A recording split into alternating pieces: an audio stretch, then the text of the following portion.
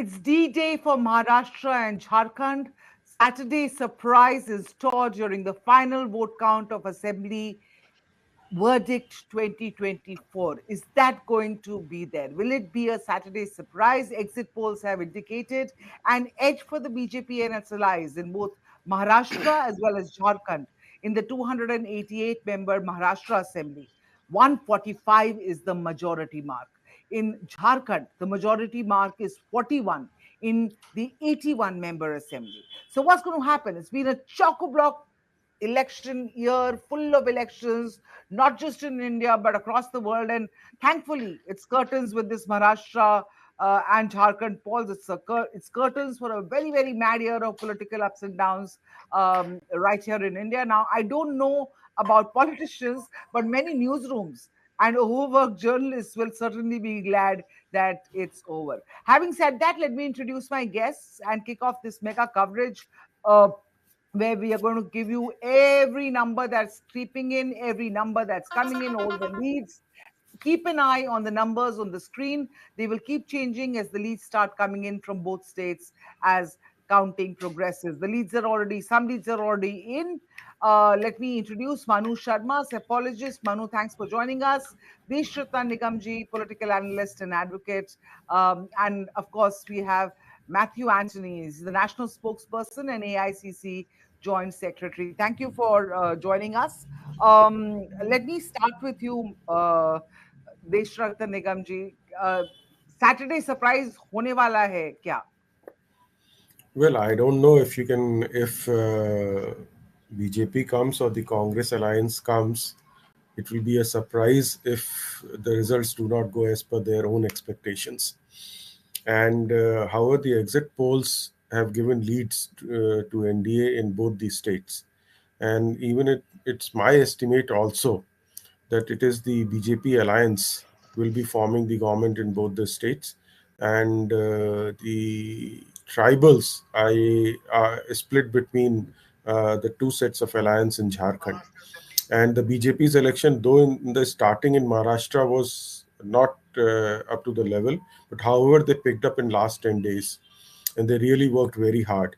And the results will be for everybody to see as and when the concrete results come out. So it is my initial prediction that in both the states, it will be the BJP alliance that will be forming the government.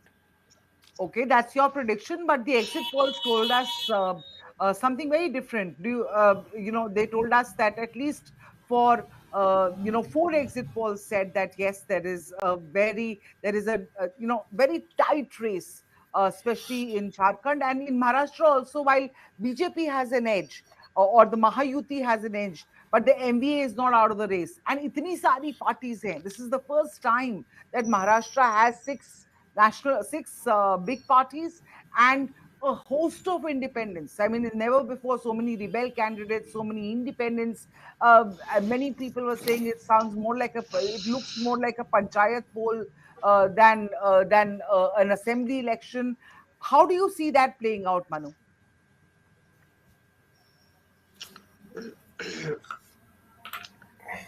The key with these kinds of elections is that it is always the summation of local level verdicts.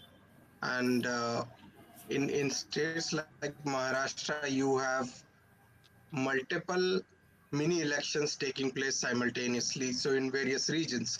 So Vidarbh might have its own voting issues, Konkan its own, Mumbai Thane belt again different region, and then obviously Marathwada and North Maharashtra. So what we are going to look at is a hyper local election, and within that, again, the question will be which themes dominate in which regions, and overall, like those themes are favorable to which party. And I think that's where the verdict will be decided. So it may sound Again, simplistic, but that's where things are.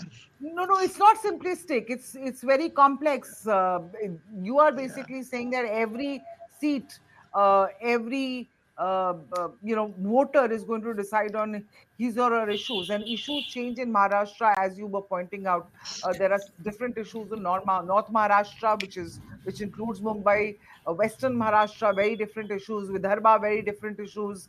The Konkan belt, very different issues. So clearly, lots in play.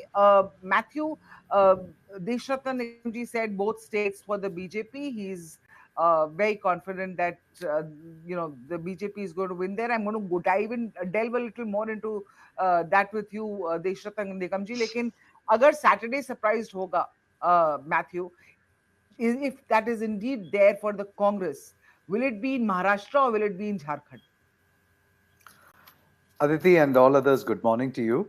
Uh, if election results were known to us much before, then what's the point in me sitting down and looking and watching the results? So let's wait till the evening and see Hmm. how it is like. I agree with Manu, and I work in the Northeast to a large extent Hmm. for the party.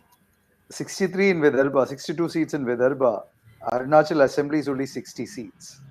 And rest of the other areas, the administrative areas, other four areas around a 40-43 seats. Most of the assemblies in that area of the country is around a 40 seats. So it is very clear that it is a hyper local election.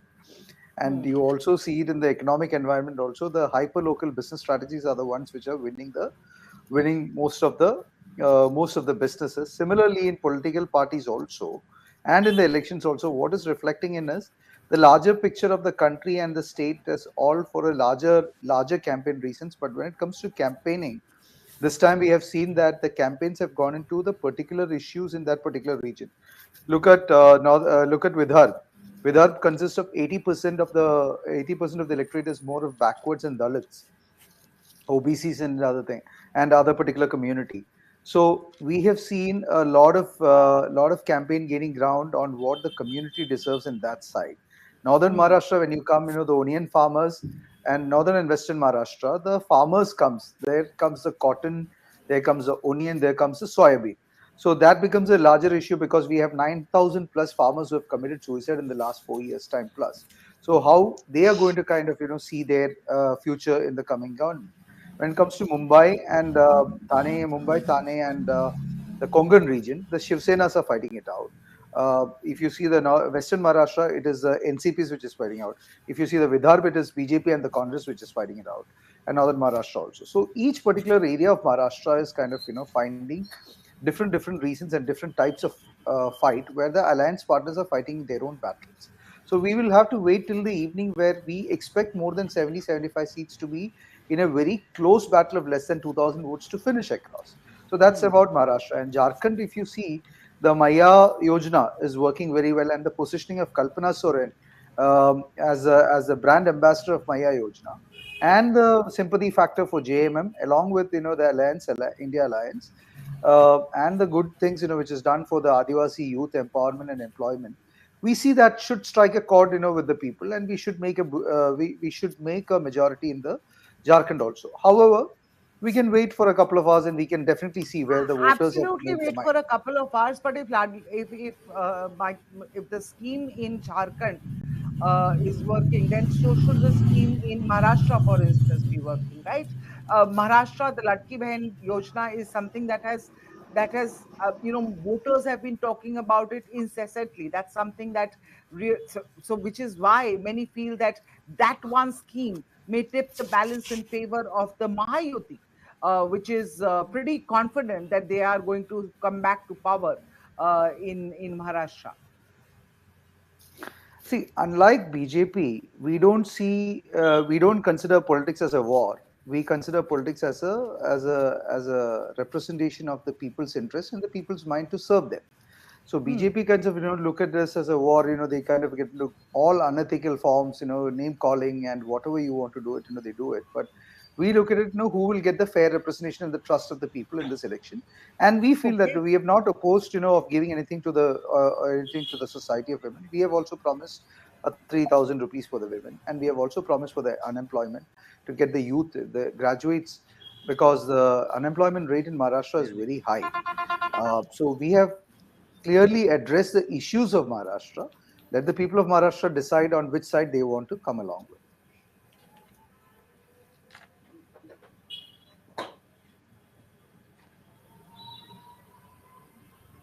I hear you, and I understand where you're coming from. But the larger issue that I'm talking, you said that the BJP, and I want Deshratan Nigamji to come back on that, because, frankly, it's not just the BJP who's indulged in name calling. Even the Congress and the India Alliance has done a fair bit of name calling.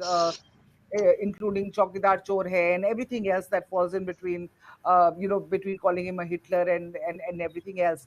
So what is it that, and I'm going to come to you, Deshrata Nigamji, what is it that you feel? Because these freebies that are there, I mean, be it the Maya Yojana in Jharkhand, or be it the Ladki Behan Yojana in Maharashtra, it's really Revdi politics at the end of the day, which Prime Minister Narendra Modi has spoken against. Well, Aditi, I think the first thing that we have to understand is I'm always saying that democracy requires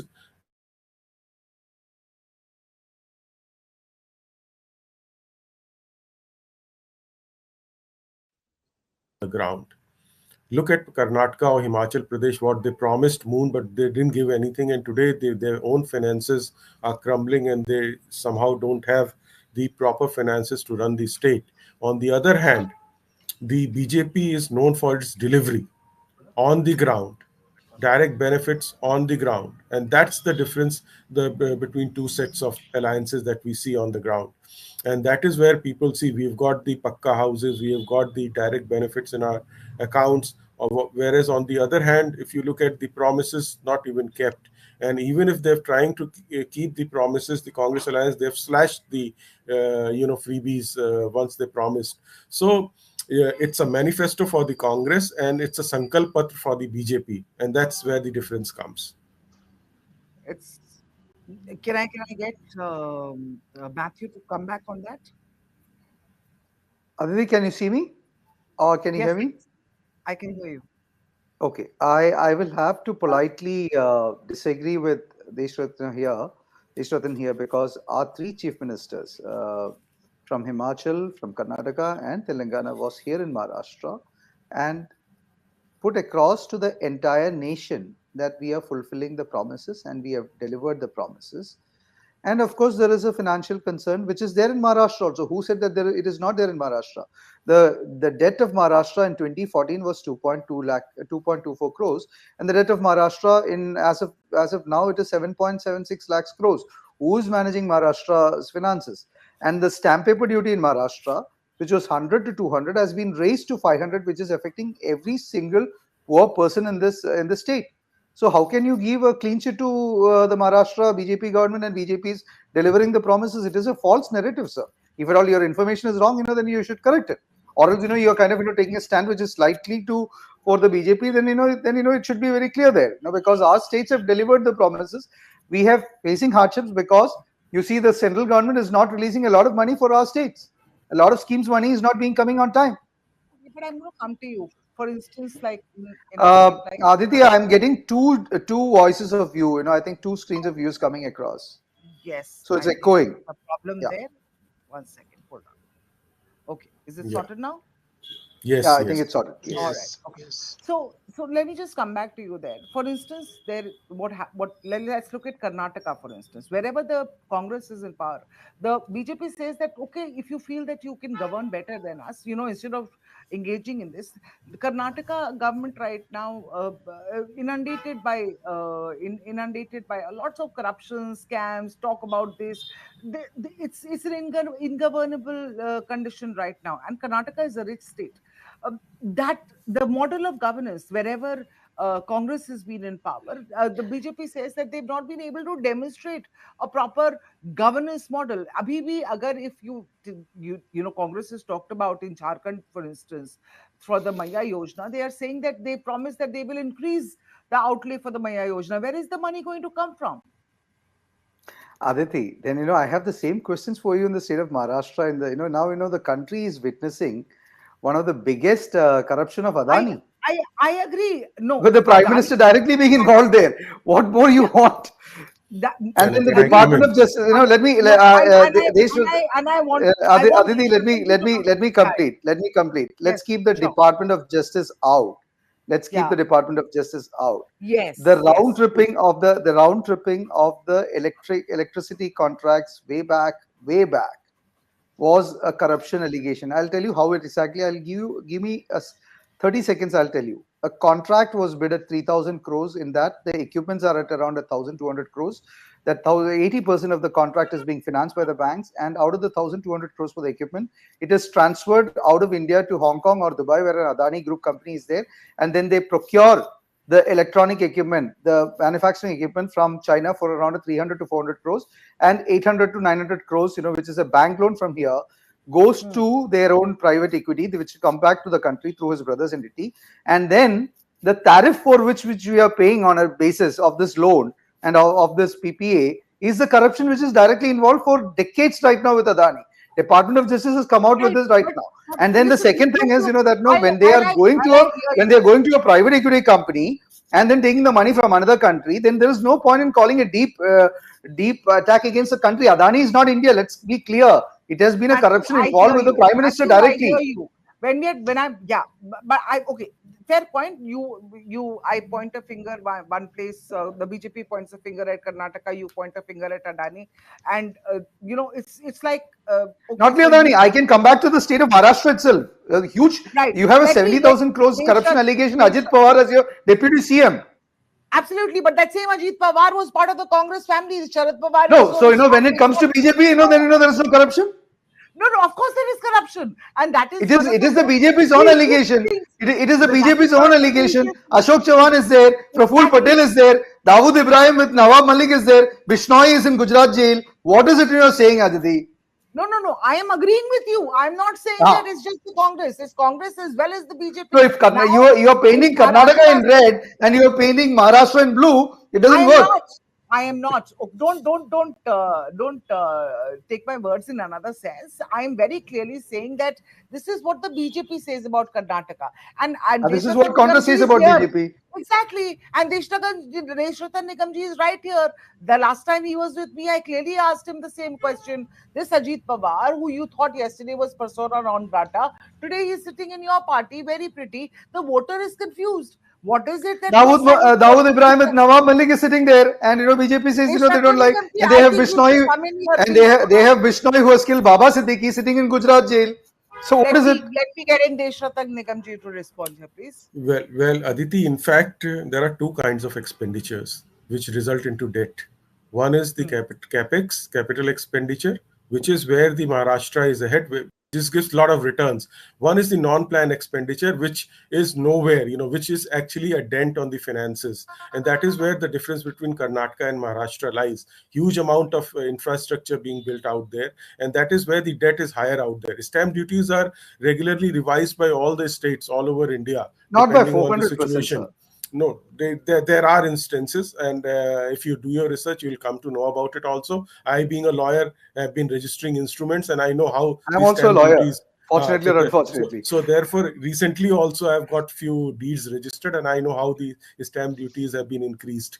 And therefore, let's not get into it. Those are the small. Let's come back. Let's come back. Yeah, and so far Adani's and all. When you have nothing, you attack Adani or the anchor. That's the problem with the Congress. Sir, So I'm a lawyer. And I am in no, the please shipping don't spaces. I interrupt. know I Adani never from interrupted 1999 Mr. onwards. Matthew. Mr. Yeah, Matthew, this is now how I debate. I never interrupted you, and you had I your agree. chances, fair I share agree. of chances. I agree. Now, the Supreme Court has also given clean chit, and whatever is going on in US, that can be dealt by Adani's, And we have seen Hindenburg 1, we have seen Hindenburg 2, and they all have been dealt with. Even Supreme Court came out with a judgment, and there are unconditional apologies also for Sashtang late ke apologies di gayi hai by Congress leaders in the Supreme Court. So let's not get into. We are on the Maharashtra and Himachal elections, And frankly, I agree, sir. And this discussion I'm saying is not about Adani in any yeah. case right now, because the numbers on our screen, the leads have started coming in Maharashtra again. Very early time. We don't know what's happening. The counting of votes was just maybe 1 or 2 or 3 rounds have been done. But as you can see, the numbers look very promising for the Mayahuti in Maharashtra and for the NDA in Jharkhand. Right now, as I'm saying that this is the state right now. Obviously, in a couple of hours, this might change, or in fact, it might change in the next 20 minutes, as it happened in Haryana, much to our chagrin. Everything was going one way, and then suddenly the saddle turned. But, sir, let me come to you, Manu, and ask you how much of a possibility is a hung assembly, especially in Maharashtra. Let's talk Maharashtra first. Let's deep dive into Maharashtra and then we deep dive into Jharkhand. Well, I mean, first of all, let me declare that in the August company of the lawyers, I'm an economist. So, so when it comes to the kind of models that both the parties are selling, or both major alliances are selling, uh, sorry. One thing is clear, that that BJP has been able to sell the aspirational side of politics better. Now it's debatable whether how much of it they have translated into performance, or whether that has actually been their honest intention. That's all up for debate. It's a political debate, and both sides, deserve to have their points. But the fact is that the BJP has been able to use the plank of aspirational or developmental politics. But there was one point lacking, which was obviously the welfare or direct benefit transfers, which incidentally Congress had a lead on. They did well with introduction of Narega early in the 2000s. Right. So, but but with the recent, I would say the I would say master political sommelier, uh, Shivraj Chauhan's concoction of Ladli Behan. I think it's getting wildly successful in states after states, and that perhaps would answer your question, whether this will be a very close one, or it would be a clear lead for the BJP. We'll just have to analyze which way the women I votes are trending. If I they want are to talk. trending You know, disproportionately, then yeah. yeah. Yeah, because at the end of the day, all these schemes, putting money into the hands of the women, it's targeting the woman voter. The woman voter percentages have grown in this election also. The number of women coming out to vote being much lesser than the much higher or much than the number of men coming out to vote. Clearly sending a clear message to all political parties that these are the people that you need to address. But in the eventuality of a hung verdict, the parties will have 72 hours, especially in Maharashtra, to keep the state from president's rule. Remember that. Because of the term of the current assembly ends on November 26th. So if it's a hung house, there's not much scope for backroom dealing or bickering over the CM's post, which is going to delay government formation. They only have 2 days. So do you think president's rule is in case of a hung house, Maharashtra may be heading towards the president's rule? Because Congress may, Matthew, already there is not Congress, sorry, but in the MVA, already bickering has started over who's going to be the chief minister if they win. Aditi, the question of who is going to be the chief minister is not only with the MVA, it is with the Mayahuti also. You saw I'm going to Vinod come to. Tavde I'm going being to come to. I let, want let, to come to let the me let me yeah. let me complete it. You know, You Vinod you Tavde possible face being cut to size by Fadnavis himself, of not being considered for a chief minister candidate if at all they win the majority. Now I am of the view that I don't think Maharashtra is going to be hung.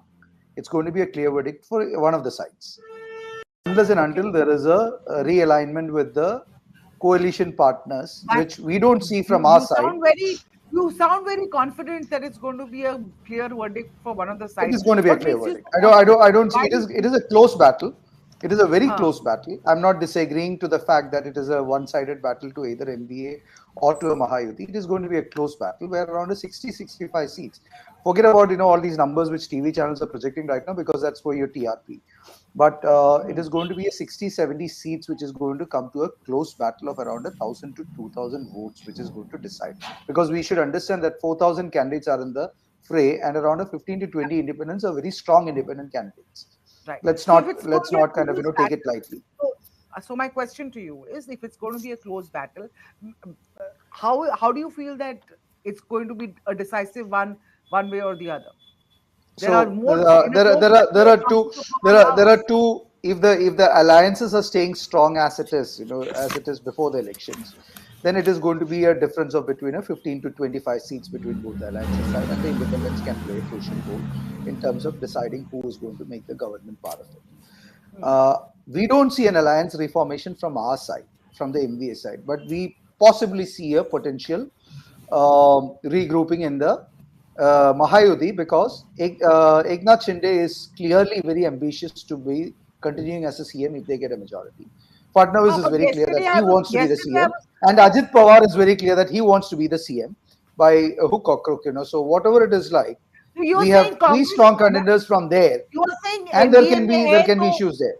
you are saying MBA में है, you are accepting that MBA में problem है, who's going to be the chief minister, पर महायुति में भी है. Let me No, ask I'm saying, Mahayuti में. Aditi, let me correct, because MVA Congress is also the Congress is also expecting, to be a CM. Shiv Sena is also expecting to be a CM. Yeah, NCP see, because the seats actually in the final format after the election seats, then we have to sit together and decide. There is no absolutely. But written they're down only formula at saying, this point of but time. my But but I my can assure issue you is, that no, MVA will have a consensus candidate rather than a bitter fight or a bickering fight, between the parties. We will stake the claims between each other, but however, we will come into a consensus of a settlement of one particular candidate for the CM's you post, only have irrespective of the alliance 72 partner. hours. What my point is that It's more than enough. It's more. We don't it's even more, require so, more than so 24 hours for that one. you don't see resort politics happening, Uh, we, because Maharashtra has seen we this don't see. before.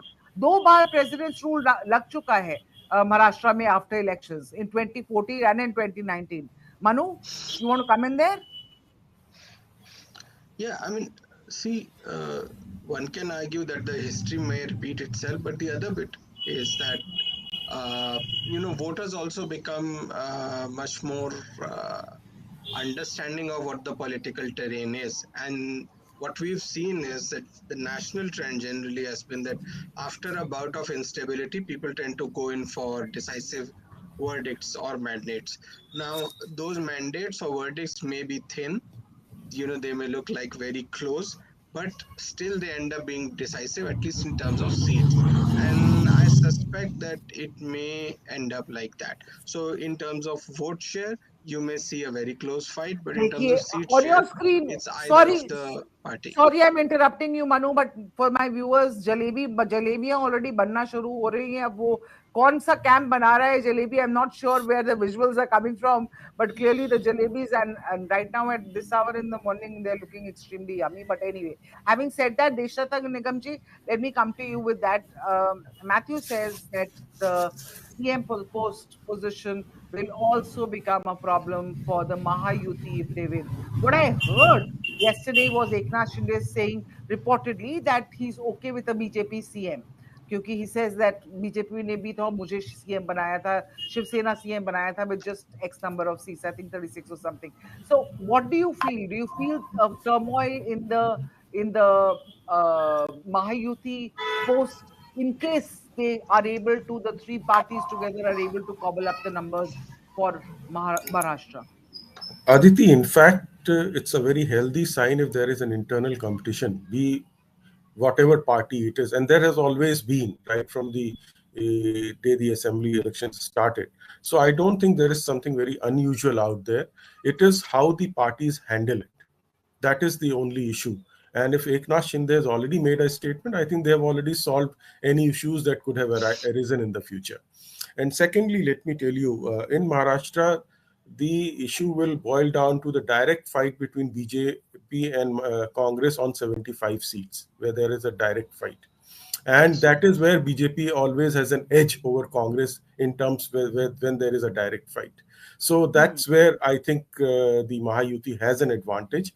And the early trends are also indicating, although they are early trends, but there's a huge gap, 70-21 in Maharashtra and 31-12 in Jharkhand, as I am getting it. So these Yeah. trends initial give you some kind of an indication. If it had been slightly close, then one can say it is. But we don't know about the vote margins. But again, I'll repeat that 75 seats will hold the key. You know, these. I was just reading through some reports which talked about there are apparently there are 66 seats. I think there was a sea voter survey that said that Mayahuti is likely to win. The sea voter did not stick its neck out, but it said that the Mayahuti is likely to win 112 of the 288 assembly seats in Maharashtra, while the opposition MVA may end up with 104. They predicted a hung assembly. 61 seats, they said, were too close to call. Now, this 61 is a big Yes. number and could sway either way, sir. Yes, there is a distinct Yes. possibility, no doubt.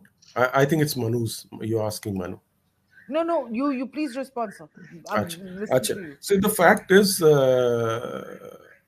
the seats may be close, but I'll agree with Matthew that it will be a clear verdict. It is not going to be an hung assembly.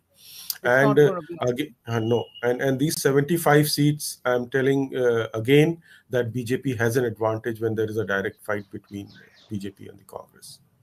All right, Manu, you were wanting to come in. You had a point of view. Both Deshatar Nigamji and Matthew saying it's going to be a clear verdict, no hung assembly. What's your sense? See, my sense, is along the same lines as the other two gentlemen, that Really? yes, 60 odd seats are too close to call, but what we see often in practice is that there isn't a even split. So there isn't like a 30-30 split, on the election day. You do see a definitive trend. Now that trend could manifest itself like a 40-20 or a 50-10, but generally there is a trend. And if there will be a trend, I guess we will have a clear winner at the end of the day. Okay, but right now it's too early to say anything because I remember the numbers looking like this even during Haryana, Manu, and you were there with me even at that time. And then suddenly the tides changed. You never know because abhi kitne rounds हुए होंगे according to you? Yeah, I think barely the postal ballots plus Postal ballot would maybe have the been first, counted. yeah, The maybe first the couple of first round. right.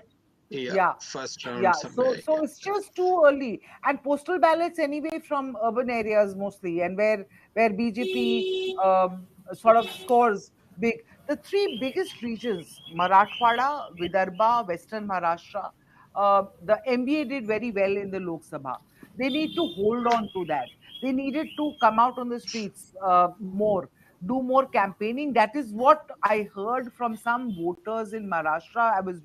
I was watching some ground reports from on Maharashtra. Matthew, do you believe that the MBA did everything in its power, the and to match the well-oiled machinery of the Mahajuti and especially the BJP and especially the with the RSS backing, which was not there in the 2024 elections? Aditi, in the state of Maharashtra, we fought this battle on uh, four or five major issues. One is the caste census, which we are saying from the constitution perspective that there is a inequality in the system which is existing, and we need to kind of have that brought to the social justice and equality factors at this point of time. And that is not restricted to Maharashtra, but it is for all the states. Congress is projecting that one. Coming specifically to Maharashtra, we have an agrarian crisis where the cotton prices, the soybean prices, as well as the onion prices have taken a hit, which is in Western Maharashtra and the Northern Maharashtra, which consists of 58 to 47 seats to a large extent. And cotton is Vidarbha also, that is 62 seats. So we should see the reflection, and you have seen in Amravati area and other places and all other farmers put together. It is not about a political rhetoric, but a reality that 8,800 farmers committed suicide, and another 900 plus have committed suicide by this time of this year. So it's a major issue there, and there is issue with respect to their day-to-day living also. Then when it Hmm. comes to employment, unemployment is a major issue in the rural as well as in the urban area, because most of the employments in Mumbai and Pune and all other places have gone to Bangalore, Hyderabad, and Gurgaon.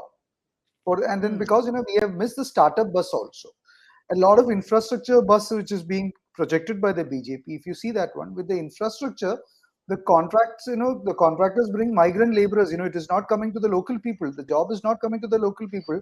And just because we have roads, we just doesn't have employment generated to the local people.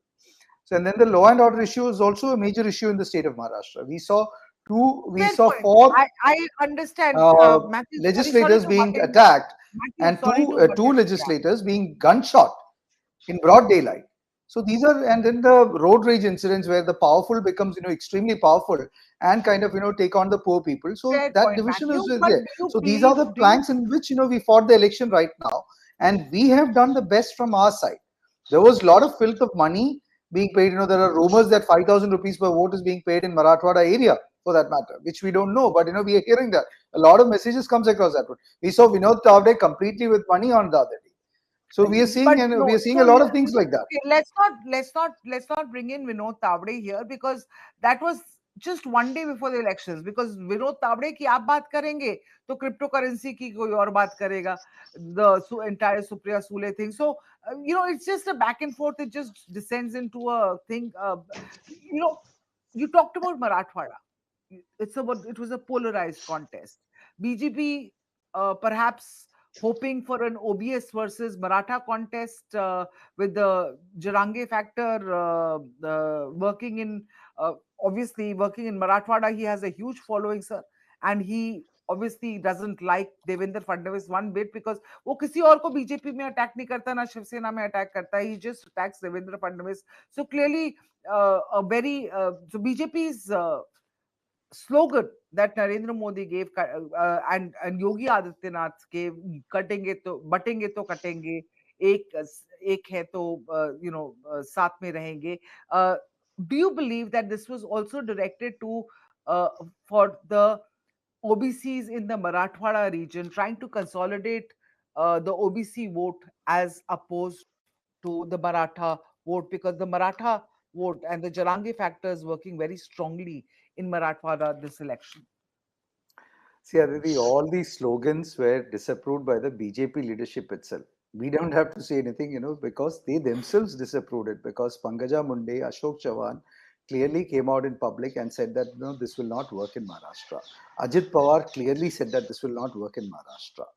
And Eknath Shinde factors leaders also Eknath, came out and said that, this will not work in Maharashtra. there And are they didn't there want are even there are Modi's picture in the campaign. They didn't even want Modi's picture in the campaign. but Now, Modi's coming to picture this was there in Jarange the factor, campaign, and the Jarange fact has. of the matter remains, that that the BJP is the big brother in the Mayahuti alliance, unlike the Congress, which is not the big brother in the MVA alliance, but BJP is the big brother in the I will Mayahuti disagree to you, alliance. Aditi, on that remark. I'll simply say that because in the last Lok Sabha election, if you see, we are clearly the front runners of that one. There are people just saying You're that talking one, Lok and Sabha. we are not. But we You're don't talking take Lok the claim Sabha. of a big brother. We don't take the claim of a big brother. We consider our alliance partners as equals to a large extent. Let me bring in Whereas Deshathan BJP Nigamji. always wants to be that oppressive feudal landlord kind of a behavior that we are the ones, and then rest of Oppressive all of the people feudal are land. slaves. No, Yeah. no, I know. I didn't. No, I don't see that. They made Eknath Shinde the chief minister of Maharashtra when Eknath Shinde's party, or the Sena, bifurcated. But Sena you ne are showing that as a big benevolence from the BJP to a Shinde, not whereas it is benevolence. not that one. That was a compulsion. It's a political compulsion. So It's nothing else. let's say it like that. Let me get Deshathan Nigamji on this, since and I he will has have to got leave more by to 9, come. so I'm just telling you Yes, that yes. one. Let's Yeah. Thank you. yes. Let's just get Deshathan Nigamji's response on that. Oh, well, I think Sorry, sir. Sorry, I uh, think I muted you. I muted you because there was some audio coming आपके बाहर से, radio वाला कोई कुछ बोल रहा था. But बताइए ना, please speak. Aditi, in fact, Mr. Anthony is the Congress spokesperson, and I can understand his compulsion. He's strictly got to take the line, and that feudal and oppressive. The comment is, if you look at the Congress leadership at the top, you can know which family has been always there and how feudal and hierarchical system that they have. And whereas in BJP, you don't even know who would be the next president of the BJP. So that's a clear difference and demarcation that so visible to even a layman. Now the issue out here is one talks about farmer suicides. There was a research on it, And research said most of the farmers, the loans that they took was not for farming, but for marrying their children, where they have to pay dowry. Hmm. About 70%, more than 70%. It was an all India research, and the Maharashtra results were also exactly on the same lines. So that these are the social problems and not directly related to farming. And the other issues that so many people talk about, it's about, again, I will repeat, it's about the delivery on the ground, and everybody will agree that the delivery of the BJP about their schemes is almost touching 100%. And that is where, if you do a survey, they will always say that. Even Muslims say that we have got it. They may not vote for the BJP, but huge amount of social, media interviews about the Muslims, where they have clearly said that we have got the so many benefits, pakka ghars, Hmm. toilets, and so many things. It is a delivery again on the ground in Maharashtra and Jharkhand, whether the tribals or non-tribals, that will make a way for the BJP government in these two states. Okay, you wanted to come Aditi, in. before I leave, can Matthew? I just make a Yeah, comment and then leave? you please go ahead. But I want another comment from you after that on something else. Then after that you can leave. But please go ahead. What is it that you want to say? No, no. Then I'll conclude it in one comment. Let Manu speak. Because I have to leave. For another show by No, nine no, no. o'clock. I'm Yeah, that's saying why. I know. Please speak. You speak. I So want to I'm ask saying, you that something else. Deshrathan sir, kind of called Congress as a one family. I will say that no, BJP is competitively trying to kind of replace that side with them, with Adani, where he decides everything for BJP. And the other part of it is, if for one reason or the other, if there is something which the farmers are not able to fulfill their family responsibility, this is coming, bottom line, it is coming to their income. A lot of the banks are seizing their tractors and all of the things like that, whereas the cooperative banks are doling out money to all of the sugar factories without even asking for But anything. then how is it, despite everything, and we'll see the breakup later, Matthew, I just want to ask you this. Look at what the trends of Maharashtra show right now. Again, you'll tell me these are early trends, and maybe they are. But BJP and the Shiv Sena and the Mayahuti, sorry, sort of looking very comfortable. In fact, UBT, not the Uddhav Sena, not doing as well as the Shinde Sena, which should not have been the case, because Uddhav Thackeray, being the son of Bala Sahab Thackeray, that needed to have stayed. But clearly, it's not worked. His alliance with the Congress, in this case, the ideological difference. So, from a Hindu Hriday Samrat's party, he is now in the Congress camp, and that clearly is not. I mean, if these numbers hold, and I don't know whether they will in the next hour.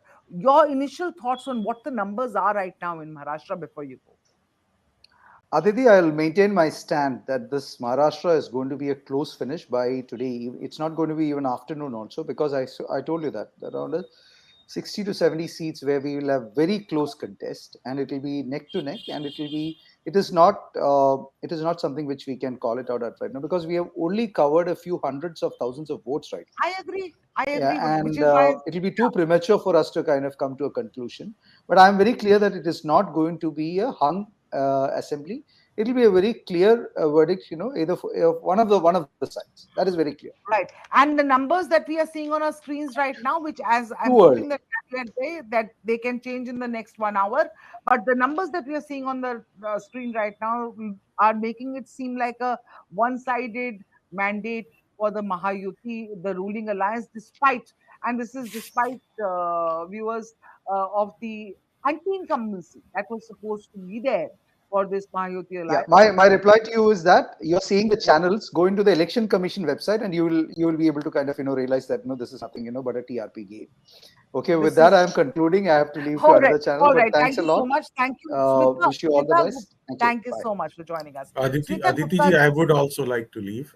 I was Yes. So, still trying. Deshwatan Nigam ji, let me take your last comments on what you're seeing on your screen. Our friend from the Matthew, of course, did not want to comment on it, and I understand he's the Congress spokesperson, so he would not, because it's not looking pretty for the Congress either in Maharashtra or in Jharkhand. But your thoughts before you leave on the numbers on Well, the screen well, so far. well. My arguments would have been same as Mr. Antony's if the Tables were Mahayuti would turned. have been Mahayuti was not leading.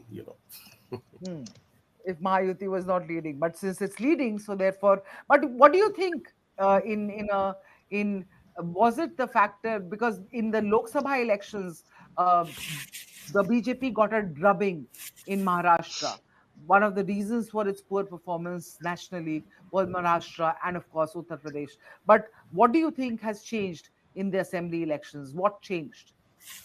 I think the strategy wise, they have become more wise, I believe, and the reliance on the original people of the BJP is slightly more.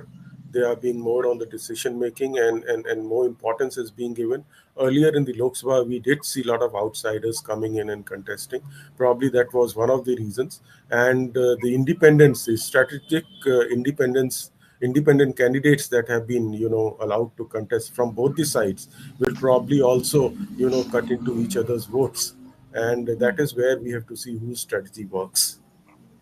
All right, Deshratan Nigamji, thank you for joining us. Hope we're able to hear Thank you. from you again before the evening is over and the results are cemented to get your Thank you. final Thank you. thoughts. Thank you, sir.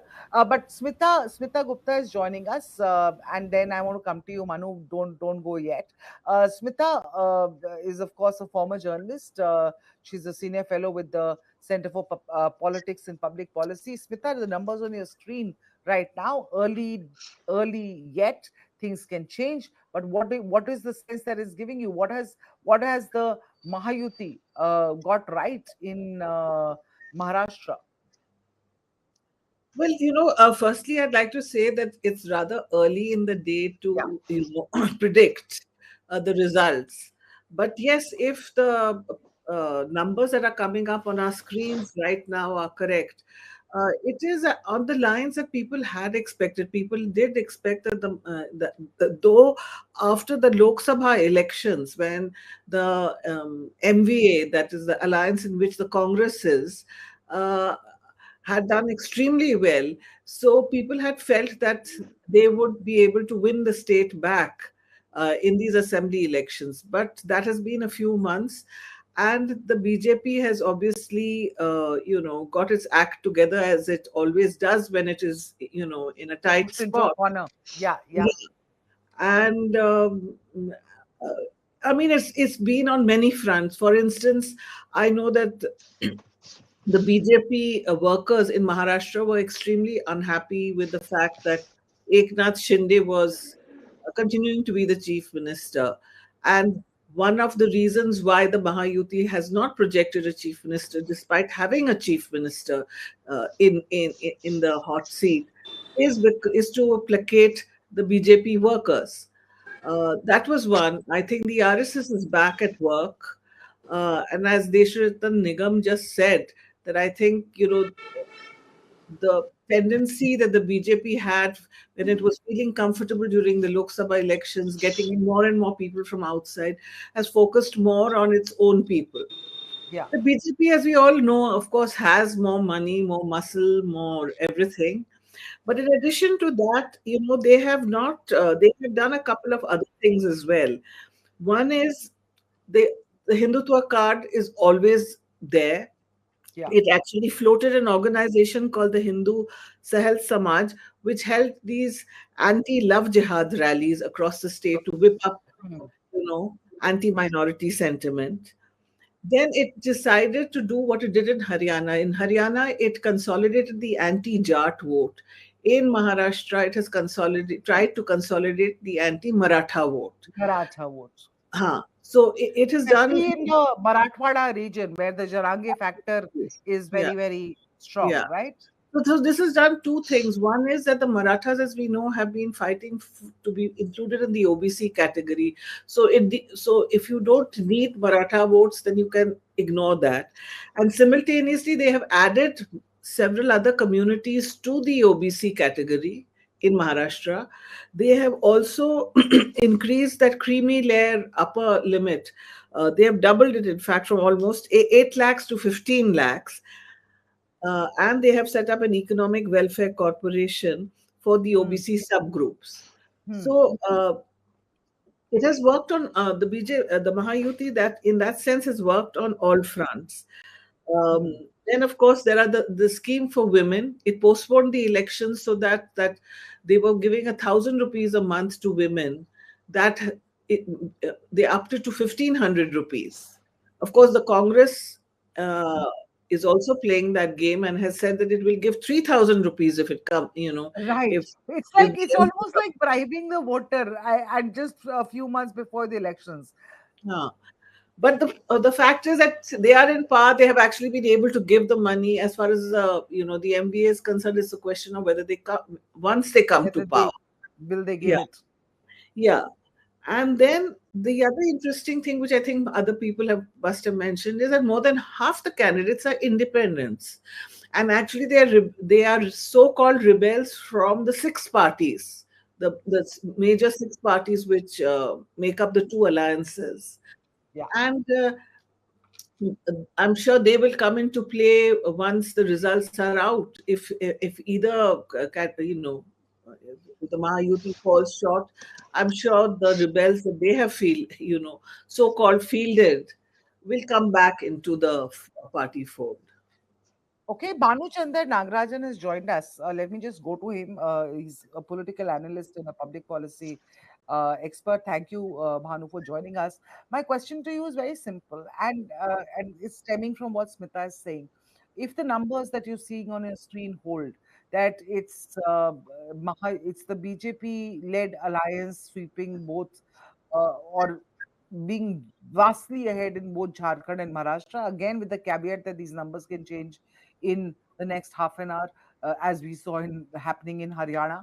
But if the, you know, of course, there is the woman voter. There's the Ladki Beher Yojana, which is vastly popular. We heard, when we went and traveled in Maharashtra, we understood that that was a very big factor, especially for the women voters, which are becoming increasingly important for political parties because they go out and cast their vote with they have their own minds now.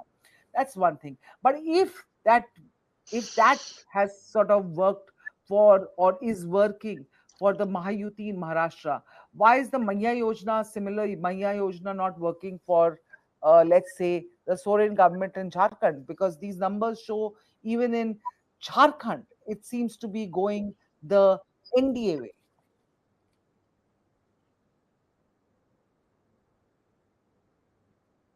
Can you hear me? Okay, I- we can't hear you. I think you're frozen. But let me just take that question. Can you hear me? Are you able to speak, Bhanu Chandar? Maybe you can join again, Bhanu, because your connection seems to be very weak. Let me take that question to Sutanu Guru, who seems to have joined us now. Sutanu, would you want to convey in on that? Uh, Really, I mean, it's too early yet, and I have access to the fastest, trends in terms of leads. So it's too early. There's definitely an edge for Mahajuti in Maharashtra, and you can't say anything about Jharkhand right now because it's really neck and neck. It's too early, and I think by 10:30 a.m. you can make post beginning of a post-mortem anything. But but Yeah, but but yeah, in Jharkhand particularly, what has happened is that normally they have anti-incumbency, and it's just a 24-year-old state. And you had a full-fledged BJP-led government in 2014. It was decisively defeated in 2019. So by normal trends, you should have had the JMM-led alliance losing badly in Jharkhand. What has happened is the arrest of Hemant Soren has made a very, very big difference. And a lot of sympathy vote has gone towards the JMM alliance. So, what could have been a comfortable victory for the BJP-led alliance is not anymore, so certain. It's possible that the JMM alliance could just sneak through. As far as yeah, but Maharashtra is concerned, as far as Maharashtra is concerned, I think the biggest message from this election, no matter what the result is, the biggest message is that the drumbeat of Uddhav Thackeray, Aditya Thackeray, and their supporters, that the Shinde Sena have betrayed the Bala Sahib legacy, that they are Gaddars, that they will be thumped by the Marathi Manus voters, blah, blah, blah, blah. It's not working because no matter what the results are, the Eknath Shinde faction of the Shiv Sena is doing remarkably well. That's a huge message, and it's something to ponder for Uddhav Thackeray, because municipal elections are coming up in Mumbai not very far away. And last time, after their split, the Shiv Sena won 84 seats and the BJP had won 80 seats in Mumbai's municipal corporation. So with Right. Eknath Shinde, you can imagine what will happen to Uddhav Thackeray. Right, because the numbers that we are getting on our screen, the party-wise split that is there, while the BJP plus is in the lead, the Mayahuti is in the lead. The numbers on the screen tell you that is the Shinde Sena is in leading in 27 seats versus 5 seats for the Uddhav Sena. Manu, your thing is this the Sena versus Sena? Uddhav Sena is leading in 30 seats now. Uddhav Sena is leading in 30 seats now. This is Yo. according to Yeah, your own data there, yeah. which is coming into from C Now voted it's directly 34 to you. seats.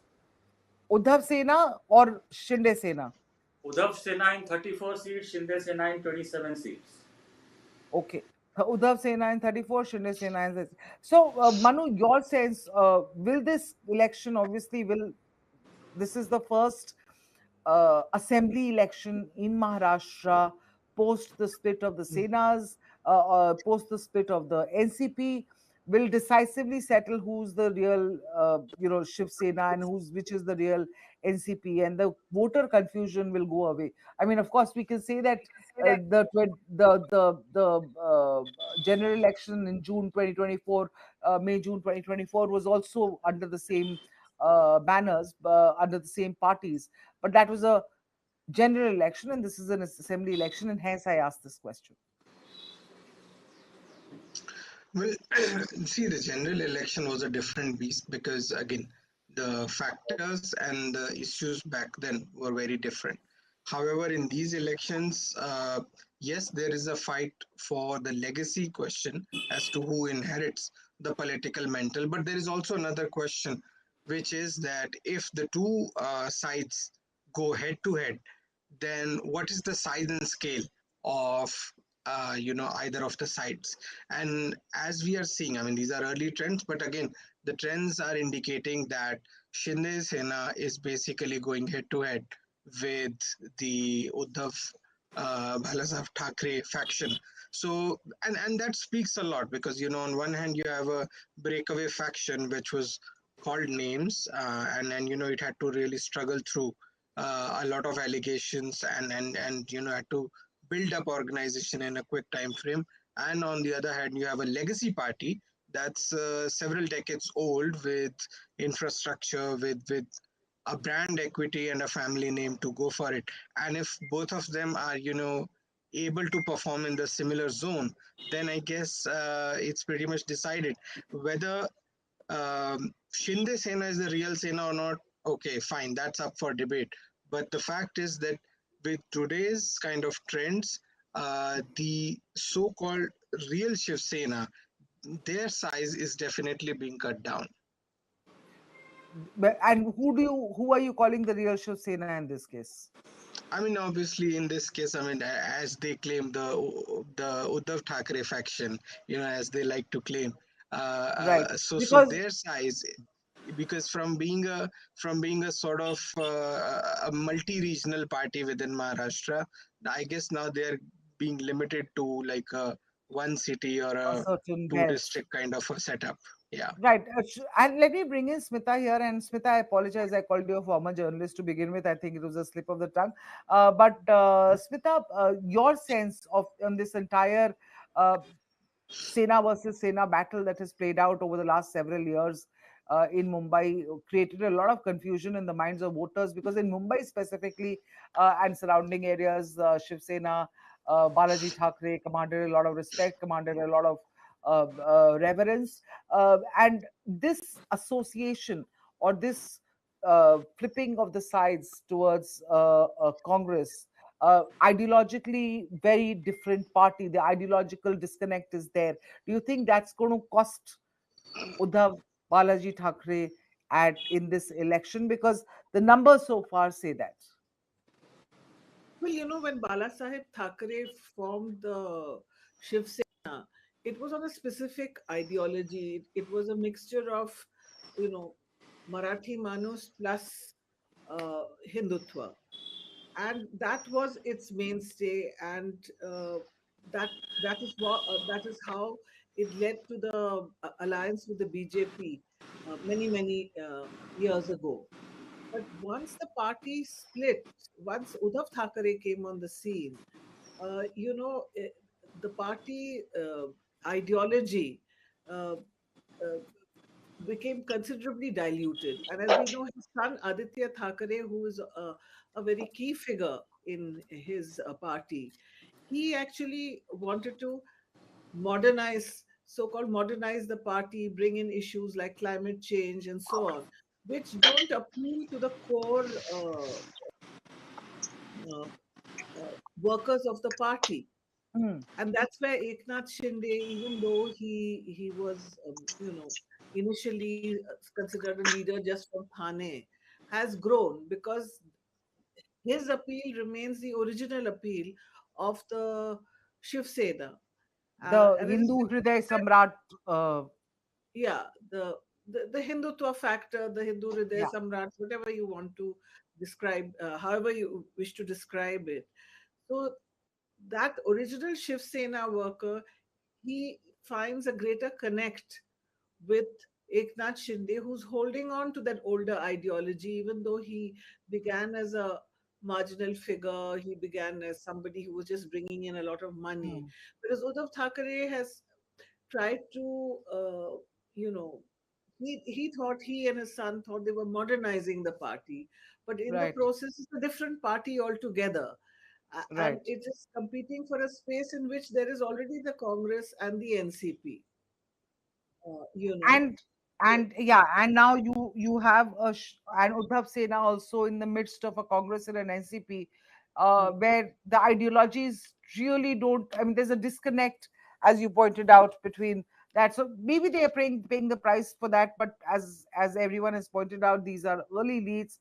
But maybe in another hour we will know where this is going. But just to read out the numbers to our viewers and tell them what's going on in Maharashtra.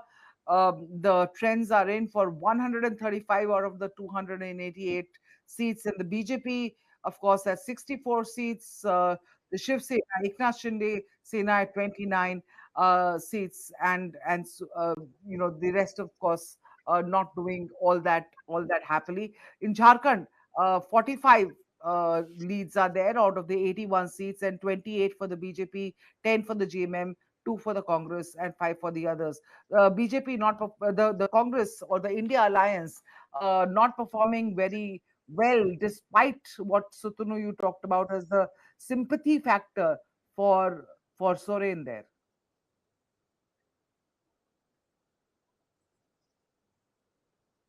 directly from the counting booths, Okay, directly, and they are linked with the election commission counting process. So in Jharkhand, yes, 71 leads have been so far declared, 38 to BJP-led alliance and 32 to JMM-led alliance. So yes, now the BJP seems to have having an edge, and in but Maharashtra, but it's it's about. but then you're saying that it's still a tight race. Is that what you're saying Oh yes, because it's in 9:20 Jharkhand? and just about one round of EVM may have been counted by now. So there are Hmm. 20 rounds of EVM counting. So a So lot can change between now and so the next one can be 15 certain minutes. only when about 7 or 8 rounds have been counted and finished. And in Maharashtra, it looks like the BJP-led alliance might sneak in because there are a lot of guys who are others who are leading. There are 10 of them. So if it's a Okay. tight race and the Mahahuti is slightly ahead, then one can say right now that Mahahuti is possibly going to form the government. Bhanuchandra, I thanks for joining back. What's your sense about these numbers that are there on our screen so far?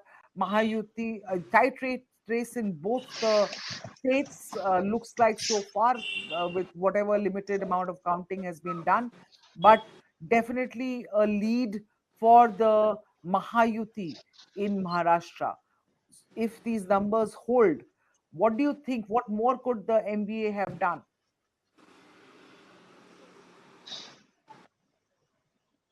Yes. I traveled quite extensively both in Maharashtra and Jharkhand prior to the elections. And in Maharashtra, like what the previous speaker was saying, it is early days, and also there are a lot of close races.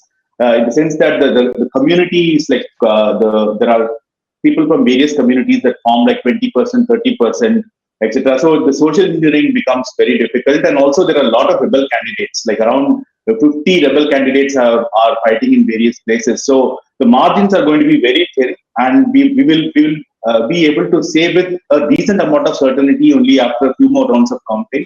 But let's see. But the leads from Maharashtra are quite startling. I thought it's going to be a quite close race to start from. But anyway, these are early days.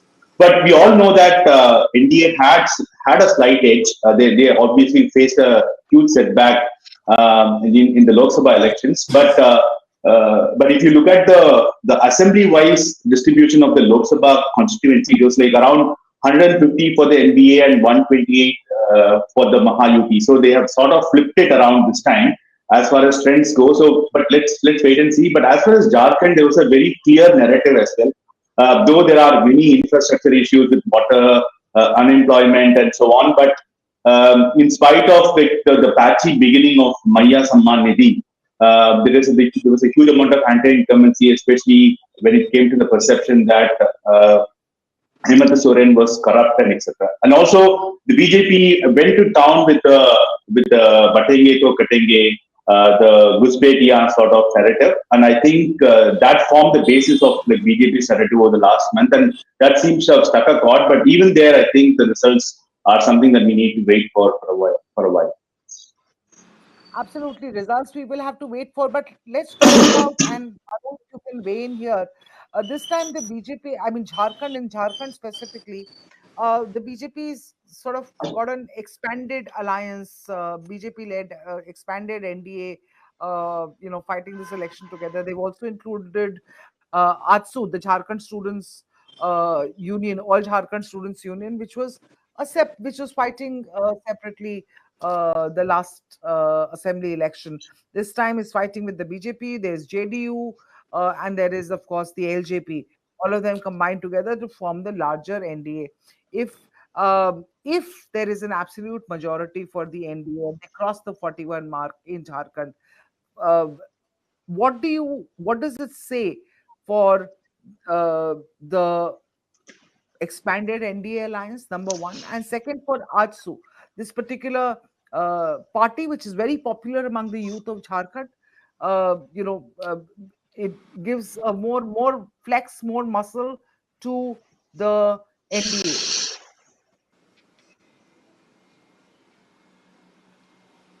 Manu, can you hear me? Yeah, Yeah. right. So, the thing with student-based parties or parties that appeal to the youth is that, and we've seen this experiment take place around a number of states, and most famously being the Assam Gan Parishad one, in Assam, and that was like back in the 80s. So what happens is that these parties tend to have uh, a dedicated vote share, and vote share that is quite agile, quite fungible, transferable. But at the same time, what we have seen is that it tends to be ephemeral, like they tend to suffer attrition after a few election cycles. So in an alliance, they tend to do well, but the marginal utility that you get from them election cycle after election cycle, that could be questionable. So whether this would be a very long term kind of a thing, or a setup, or a tectonic shift in the politics of the state, I don't know. But definitely for an election cycle or two, they can bestow They can benefits. add the necessary numbers to the NDA kitty and for allow them to form the government. Yes. Smita, your this our previous guest Bhanu, he spoke about the Maya Yojana, and I want to talk to you about this Maya Yojana. This is again one of those things invented long time ago, giving out to the voters freebies The railway culture everyone has been talking about. But at this time in Jharkhand, the Maya Yojana, like the Ladki Behan Yojana in Maharashtra, the poll promise, of course, from the JMM government has been to increase the amount of this scheme from 100 to 2,500 rupees, from 1,000 bucks to 2,500 bucks. Will it click again? Because the Ladki Behan Yojana seems to be working in Maharashtra for the Mayahuti alliance. This is what we heard from the ground. What about the Maya Yojana? Will it serve up a similar win for the JMM government? Well, it's hard to say, but these schemes do work. If you remember, even in Madhya Pradesh in the Lok Sabha election, another, I think, Ladli Ben type scheme, I can't remember the name, that really worked very well for the BJP in Madhya Pradesh.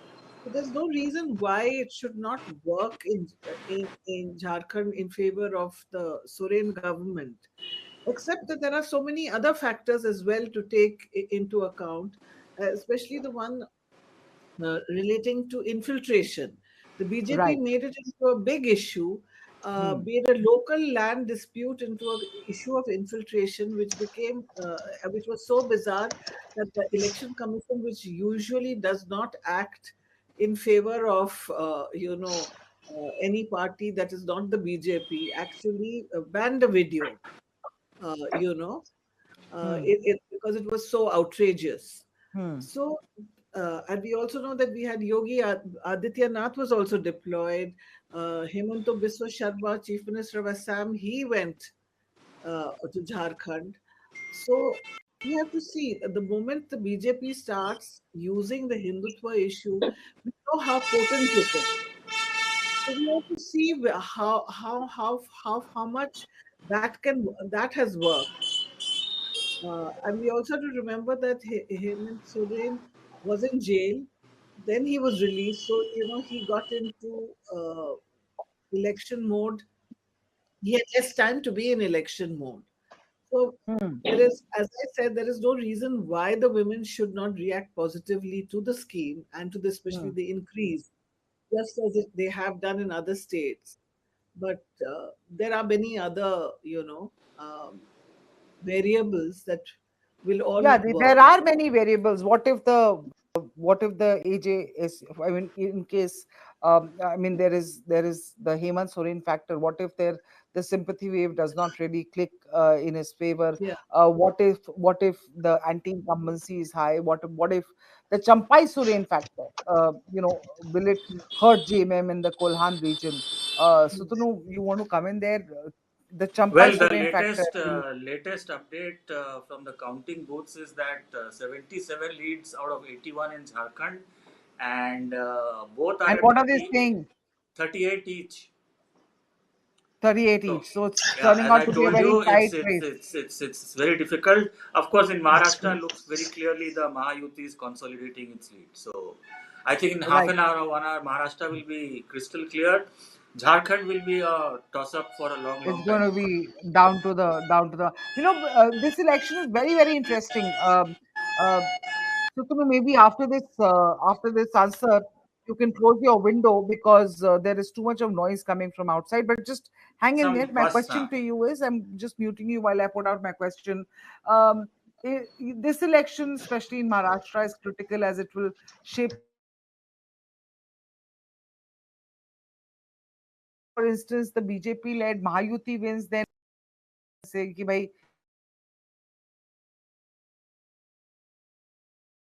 was an aberration. If the MVA or the Mahavikas Aghadi wins, which Sutanu you're saying is doesn't look like to be the case unless the numbers change drastically in the next half an hour, then the I can stick opposition will my neck claim that out, Haryana if was you the unmute aberration me. and that BJP is indeed in decline. So that is in that sense, if the Mahayuti wins, then the BJP can dramatically say that, emphatically say that Prime Minister Modi's magic is still around, because that will shape the narrative for the next few months. I mean, I'm saying a few months because politics narratives change every couple of months or days, actually.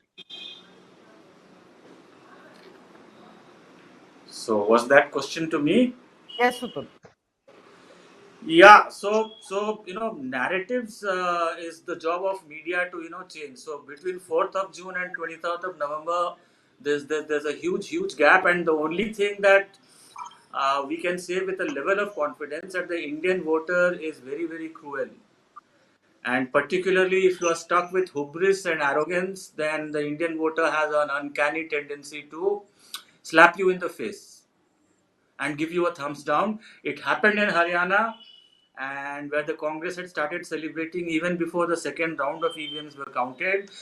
I remember in June, July, the Congress-led Mahavikas Aghadi was already celebrating as if they've already won 180, 190 seats in Maharashtra in the assembly elections. It hasn't worked that way.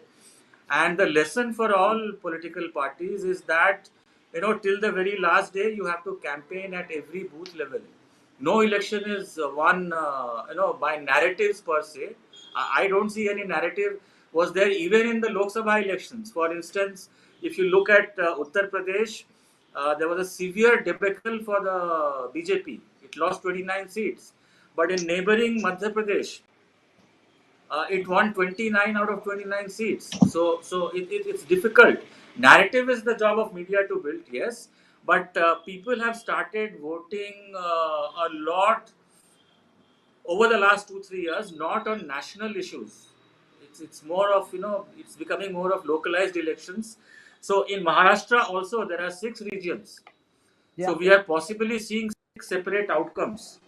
Ditto in Jharkhand. In Jharkhand, the Adivasi belt, I think, will be definitely swept by the JMM-led alliance. But what happens in the urban non-Adivasi areas like Bokaro, Ranchi, Jamshedpur, and other places, that will be interesting. Let's say by 11 o'clock we'll know, but I can stick my neck out and say that Mayahuti is forming the government in Maharashtra. You talked about the 6 regions in Maharashtra, and do we have any? Yes, we Obviously, have we have the Marathwada is consensus. the key region where the See, Jarangi factor was yeah. very strong, Yeah. where the So what MVA had happened done in very well in the Lok Sabha elections there. Uh, will they be yes, able to retain that edge well in Marathwada? in the Lok Sabha elections, the MVA won 30 seats, the NDA won only 17. It was a huge debacle for them, and the Congress-led alliance virtually swept Vidarbha and Marathwada. These are the two areas in which the BJP took a massive hit. Massive hit. I think in Marathwada, out of 8 seats, the Congress won 7 and the BJP alliance won only one. Only one. And of course, Ajit Pawar was a very weak factor at that time. So they were expecting the Maha Vikas Aghadi that their superb performance in Vidarbha and Marathwada will compensate for the possible losses in the greater Mumbai region, which is a BJP Eknath Shinde stronghold, and the Konkan region, which is again a BJP stronghold, and parts of western Maharashtra and northern Maharashtra. But from whatever little I can see, in both Vidarbha, it's clearly the BJP is leading over the Congress because these are one and one fights. State contest between BJP and Congress, and ditto is happening in Marathwada. So the expected gains that Mahavikas Aghadi was hoping for in Marathwada and Vidarbha, these are two huge regions and politically very significant. It's not happening. Smita, let me bring you in here. Because this speaks to the fact that you were talking about in Marathwada, the battle. The entire the polarized war cry by the BJP there. BJP, in Haryana was able to do a non-Jat consolidation. Uh, will have they been able to do a non-Maratha OBC consolidation with their "Batenge to Katenge" war cry? Yes, that has been the object of the BJP, because this is how I mean, it's not just in Haryana. They've done it in many other states. In UP, they did, it was an anti-Yadav. They consolidated other OBC. That was what it did in earlier elections. They did not succeed in the Lok Sabha elections this year, but in earlier elections, that has been their way of dealing, picking out the major OBC or dominant community which was voting for the Congress or any other opposing party, and consolidating the others Hmm. together, creating that kind of division. So they are repeating that in Maharashtra Yeah, this it is time. a strategy that has worked for them in the past, and It, they. yeah, it has worked for them in other states, so they are working, because when the following the Lok Sabha elections, when the BJP and its allies fared very poorly, they have been at that stage. Everyone thought that this MVA, it was a shoe-in for the MVA. Everyone, uh, but you just see the distance they have traveled from the Lok Sabha elections, which is just a few months back to now. So they are hoping that this will work, and it looks from the results that are coming in that it is working on the ground. Hmm. I mean, there are Hmm. many other factors as well. Obviously. So Hmm. it is not just Hindutva,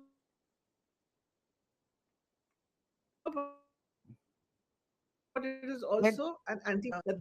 so it's a combination of the two. Apart from, of course, welfare schemes and so on, because Hmm. if you look at the agricultural sector, actually the BJP should have had a tough time, because the soya bean prices have plummeted, Right. you know, and the Congress has promised that it will, do something to revive that. Cotton is selling at less than the MSP, and Congress has called in for a ban on, uh, imports. So we don't know. I mean, there's the agricultural There side. is, yeah, I agree with you that there were a lot of things that and which is why Bhanuchandra, I had asked you this question earlier. In terms of what more could the MVA alliance have done, because could they have hit the streets more, because there were many issues that they could have used after especially after the bump that they got during the Lok Sabha elections in Maharashtra. They could have used that. There were lots of issues. There was pricing, inflation. There were lots of problems that they could have capitalized on. What more could they have done? Did they not hit the streets? Did they, like the well-oiled machinery that the Mayahuti campaign was? They were there out on the streets talking to people every minute. See, I think like in real life, you can't encash the same check twice. I think that's the Hmm. mistake that the Congress did in Haryana, hoping that the same anti-Dalit sort of wave against the NDA would actually come to the fore again during the assembly elections. It was the campaign on changing the constitution that actually withered away, and you could see the results in Haryana. I think you are seeing it in Maharashtra as well. And I think, see, Maharashtra is more about, to use journalists speak, it is 288 elections, separate elections. There are a lot of micro issues. It's about managing the constituency, managing rebels, and so on and so forth. And also, like, if you there was no huge issue in terms of leadership or like any policy issue that actually came to the fore. So it was all about managing the micro. And I think the BJP always has a advantage when comes to the ground game, and also like what one of the panelists was saying, the RSS also like jumped in and he did around 75,000 meetings. That's something phenomenal. So these all creates first order, second order, third order effects, and also this last minute maneuvering on the Latki Behan Yojana, and also the soya bean price wars. Like, when I was traveling, though the MSP was around like 4,500 rupees, the market price was around 3,800 or something like that. I'm talking about Vidarbha. So now the Prime Minister increased it to around 6,000 with the promise to increase it to 7,000. And if you looked at the last week of the campaign, Devendra Fadnavis went to town talking about the Bhavantar Yojana, which actually compensates for these issues are like since it was a micro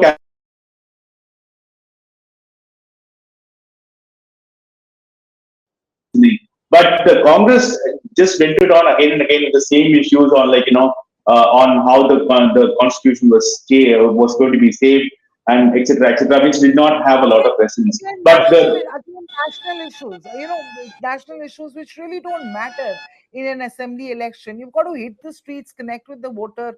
Smita, would you agree that that was a miss, especially in Maharashtra, by the Congress party? Well, firstly, they had the initial problem was about seat sharing, and Right. that was a big problem. And the second, you're absolutely right that they did not work in a consolidated way. The three parties, they did not do enough. I mean, they didn't work in the concerted way that the Mahajuti worked. Because Mahajuti started out with a lot of problems. I mean, the BJP cadres were so the Mahajuti, you know, uh, you know,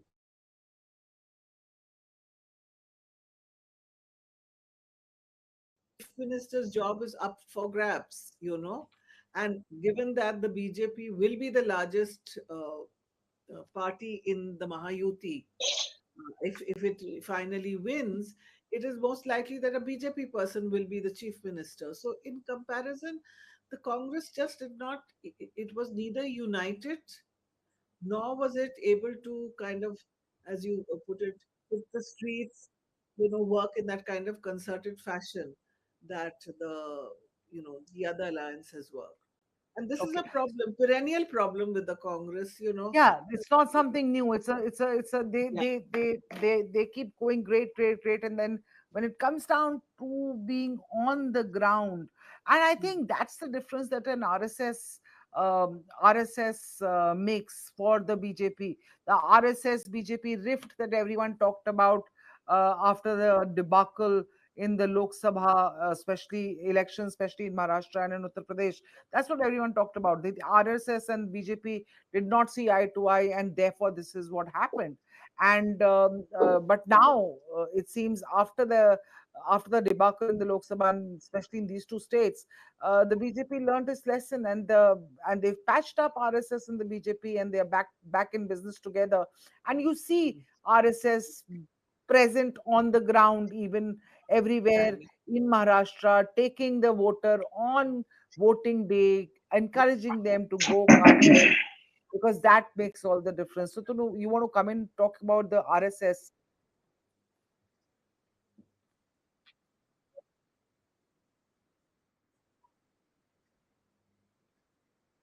Okay, no doubt that Mahayuti is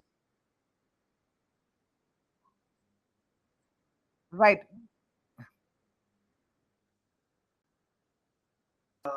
One of them is very evident, and one of them is so politically incorrect that we all tend to shy away from highlighting it, because oh, so we are blah blah blah blah.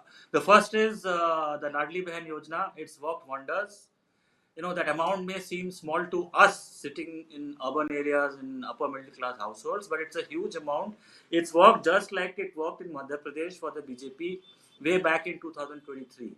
Everybody had written off the BJP in Madhya Pradesh before the assembly elections. They won handsomely. So Ladli Behan Yojana is worked, and it's worked across the board, urban, rural, everywhere. The second thing is, we tend to say, that a guy like Sajjad Nomani, ये वो तो fringe figure है, let's not give attention to such fringe figures, they are there only to create trouble. Or we say, similarly dismissively say that, अरे वो Akbaruddin Owaisi, gave some speech in Aurangabad, which is Sambhaji Nagar. Let's dismiss it. It doesn't really make any difference on the ground. Maharashtra is, a secular state. These things make a difference, and RSS cadres have capitalized on it. If you have a Sajjad Nomani saying that these are our 17 demands, and they issue a fatwa saying Mahavikas Agadi ko vote karo, which is all right. Everybody has a right to say that. But on top of that, this Sajjad Nomani says कि जो महायुति को vote देगा उसका हुक्का पानी बंद कर दो. We tend to shy away from discussing this. There are equal number of nut cases on the right wing side also. There is no dearth of nut cases and bigoted people on the right wing side also. And when this happens, it invariably benefits the BJP, because the RSS cadre is so silently strong that they go from house to house, village to village. And this is, remember, the age of WhatsApp forwards and videos, YouTube videos. I have a lot of veteran Marathi friends who are journalists in Maharashtra. They said everywhere they are going and showing the Sajad Nimani video saying ki hukka pani band kar do. It's had an impact. It's had an impact, and let's not shy away from it. Okay, so that you think was, that of course, It's worked a big deal. In for instance, in Vidarbha, logically the BJP should lose badly, as Smita was pointing out. Terrible agrarian crisis. Terrible. Farmers are not even getting their MSP. And MSP and all is fine, but we all know the realities of mandis, what happens. But okay, despite that, the BJP is leading handsomely in Vidarbha, which is surprising. And in Marathwada. And in interesting. Marathwada. Bhanuchandra, you want to weigh in there? Is the MVA guilty of perhaps ignoring uh, key things like, as Suthunu pointed out, this polarizing figure who went ahead and did what he did, and you don't address it, you stay silent on it? That's perhaps not the solution. I still believe that there were no two large, big picture narratives in Maharashtra. Yeah, obviously there are pockets where like communal polarization will work. For example, say Amravati, Akola, Aurangabad, and all of these places, and what there are certain narratives that are flown. But I believe that Maharashtra elections was constituency by constituency or like region to region. In fact, if BJP is leading in Marathwada, that could actually say something, right? Because like it was supposed to be the stronghold of NCP and Congress. So I think it boiled down to the brass tacks. It's about constituency management, booth management, doing the hard last minute work. I think till a week before the elections are not decided. If it's changed the last 1 week, we have to analyze what has been done well in the last 1 week. Because like even when you talk to people, they were saying that they were going to listen to the candidates for one last time before making a choice. So I don't think there was a wave or there was a large issue that actually took people by the storm, and people said that okay, I'm going to vote this way or the other way. So I think it was constituency by constituency, and I'm sure by the end of the day we will see that there are a lot of low margin seats that are won by like 5,000 votes or lesser than that. So I think that's where the lesson lies. But on the other hand, Jharkhand is so different. Jharkhand had a big picture narrative, but there is nothing like that in Maharashtra, except for say Latki Behan, which actually had a huge amount of welcome among the people. Okay, so you think that if the balance is tipping in favor of the Mayahuti, it's because of the Latki Behan Yojana, or because what explains Vidarbha? What Yeah, so explains that's actually Marathwada? like Because one was thinking that those two regions. Sorry.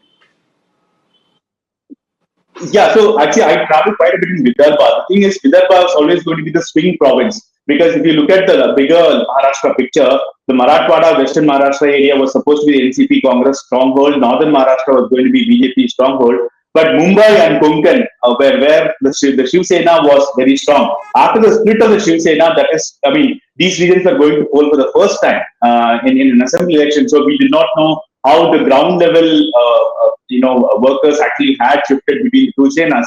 So Vidarbha was the swing constituency, and in Vidarbha, where I had traveled, like obviously there were way too many agri issues in terms of, especially in Western Vidarbha, there were a lot of MSP issues in cotton, soybeans, which we just discussed. If you look at Eastern Vidarbha, there are tribal issues and Maoist issues. Security became a bigger problem. But if actually things have worked there, then it means that the ground level work, the explanation of the various government programs have been better. So the thing is, like somewhere the Congress lost the ground level gain, which they have not been able to get back for say last 20 years. I think it's basically the structure of the Congress is that is, by an extension, the MVA has sort of been the Achilles heel for them this time.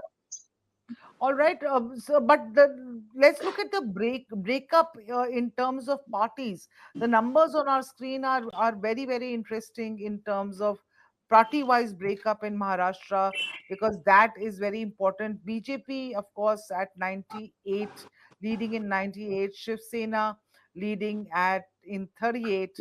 Uh, NCP leading in 31, and the Congress leading in 20. Again, Congress not being able to take advantage of.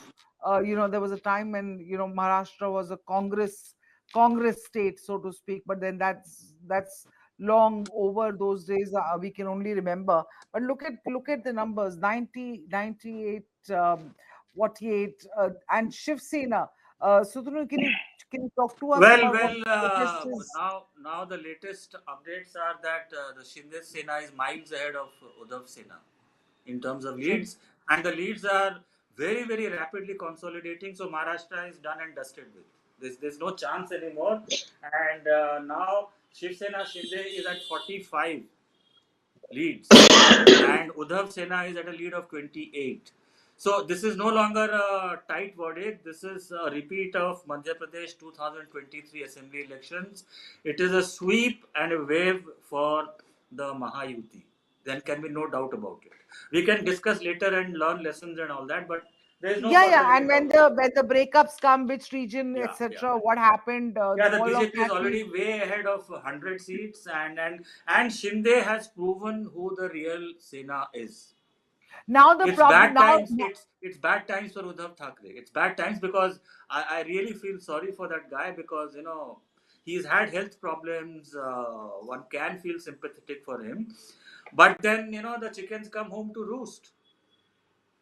You Right. broke off with the BJP. You joined up with Sharad Pawar and Congress, and here it is.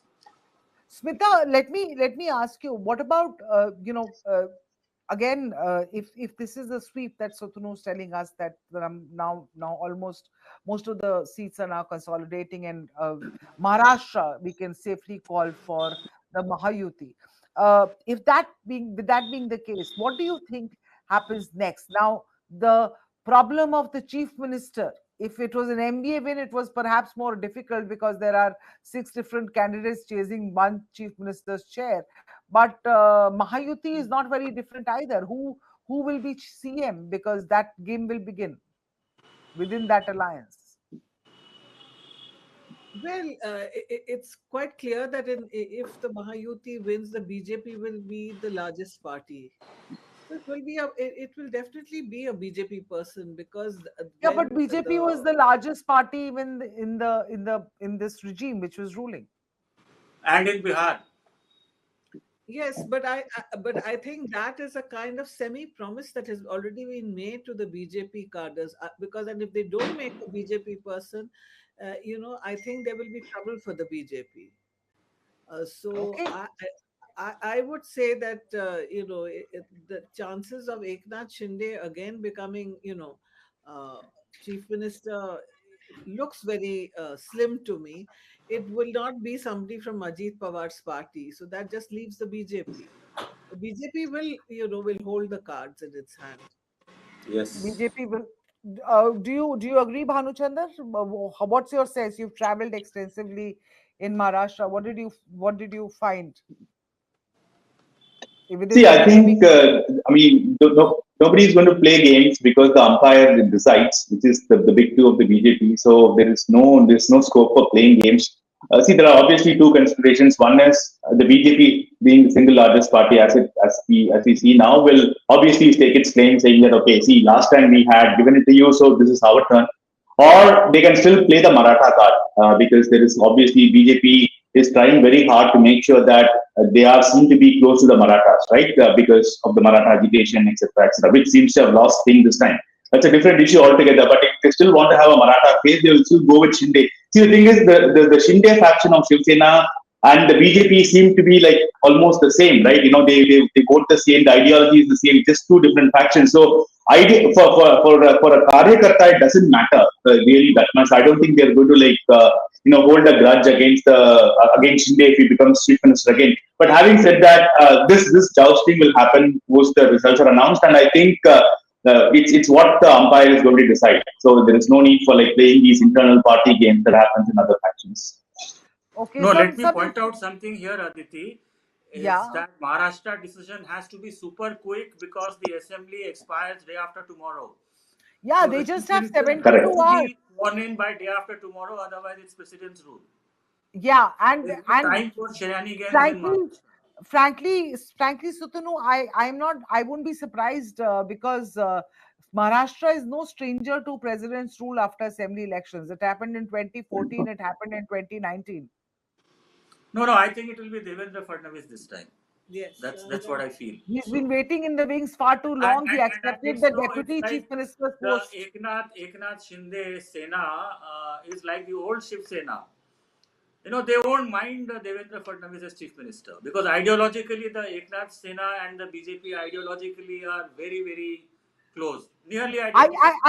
I was reading some reports last evening. I didn't hear him say it, but he was quoted Eknath Shinde as saying that he would not mind a BJP chief minister and that No, he's no, completely. quite a few Shinde Sena leaders have said that we will have no problems if a BJP leader becomes the chief minister. So, So interestingly, Jharkhand 81 leads declared, 42 BJP alliance, 42 JMM alliance.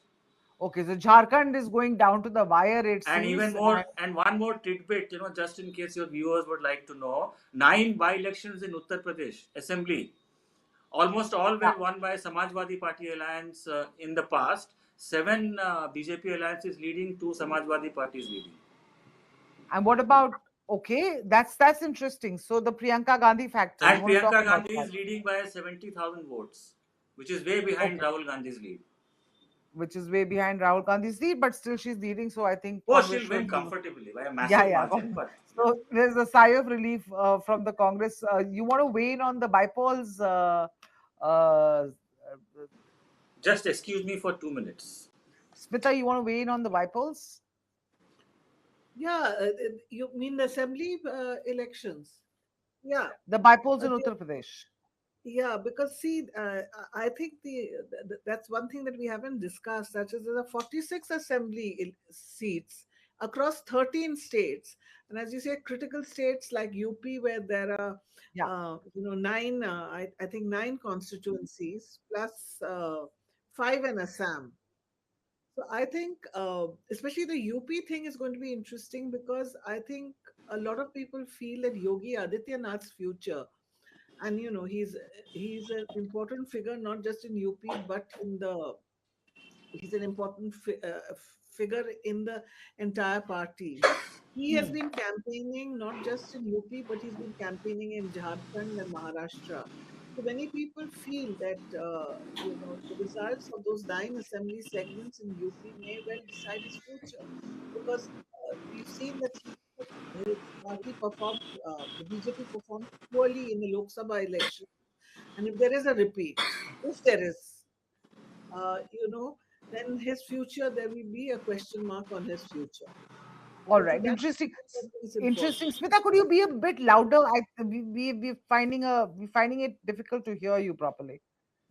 I said that Yogi Adityanath's future may Yeah. well depend on these nine assembly elections that are being fought in Uttar Pradesh, because as we know, earlier in the year, the BJP performed poorly in Uttar Pradesh. Right. A lot of the seats that they lost in Uttar Pradesh led finally to the fact that the BJP did not have an absolute majority and it had to rely on other political parties to form the government. So I think Right. his performance is being watched very closely. He also was involved in campaigning in Jharkhand and Maharashtra. And I think and he sort of used that batenge to katenge, that whole brand yogi, Hindu Yeah. consolidation, the Yeah. usual things that they use. He also, you know, um, announced rupees 5,000 crore worth of projects and job schemes in the run up to the assembly elections in Uttar Pradesh this time.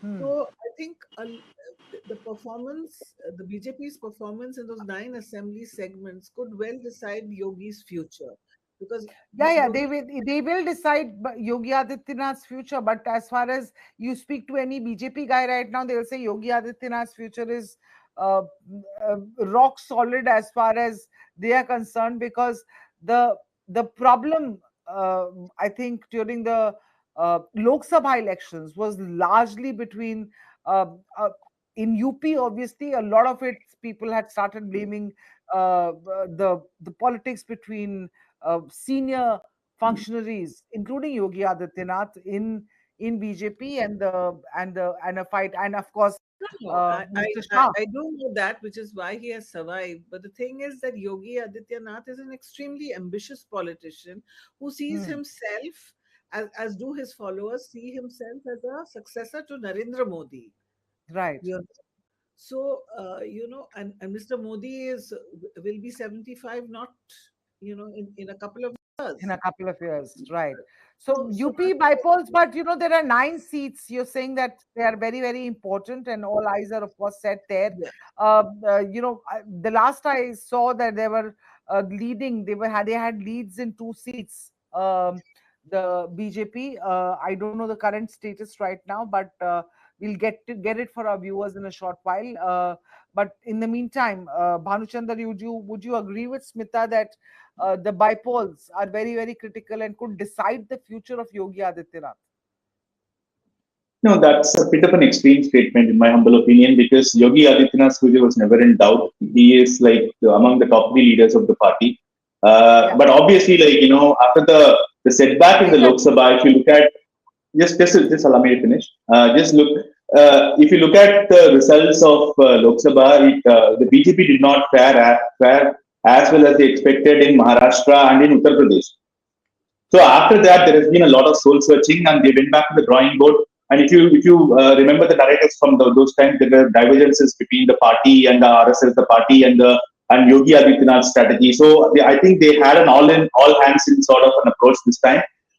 They actually took it to heart. The defeat rankled them. I think they said that okay, we are going to make those corrective measures and sort of like get back the psychological upper hand that they had before the election. So I think that was the approach which the BJP took both in Maharashtra as well as in Uttar Pradesh as well as in Jharkhand for that matter, where they came down by a few seats.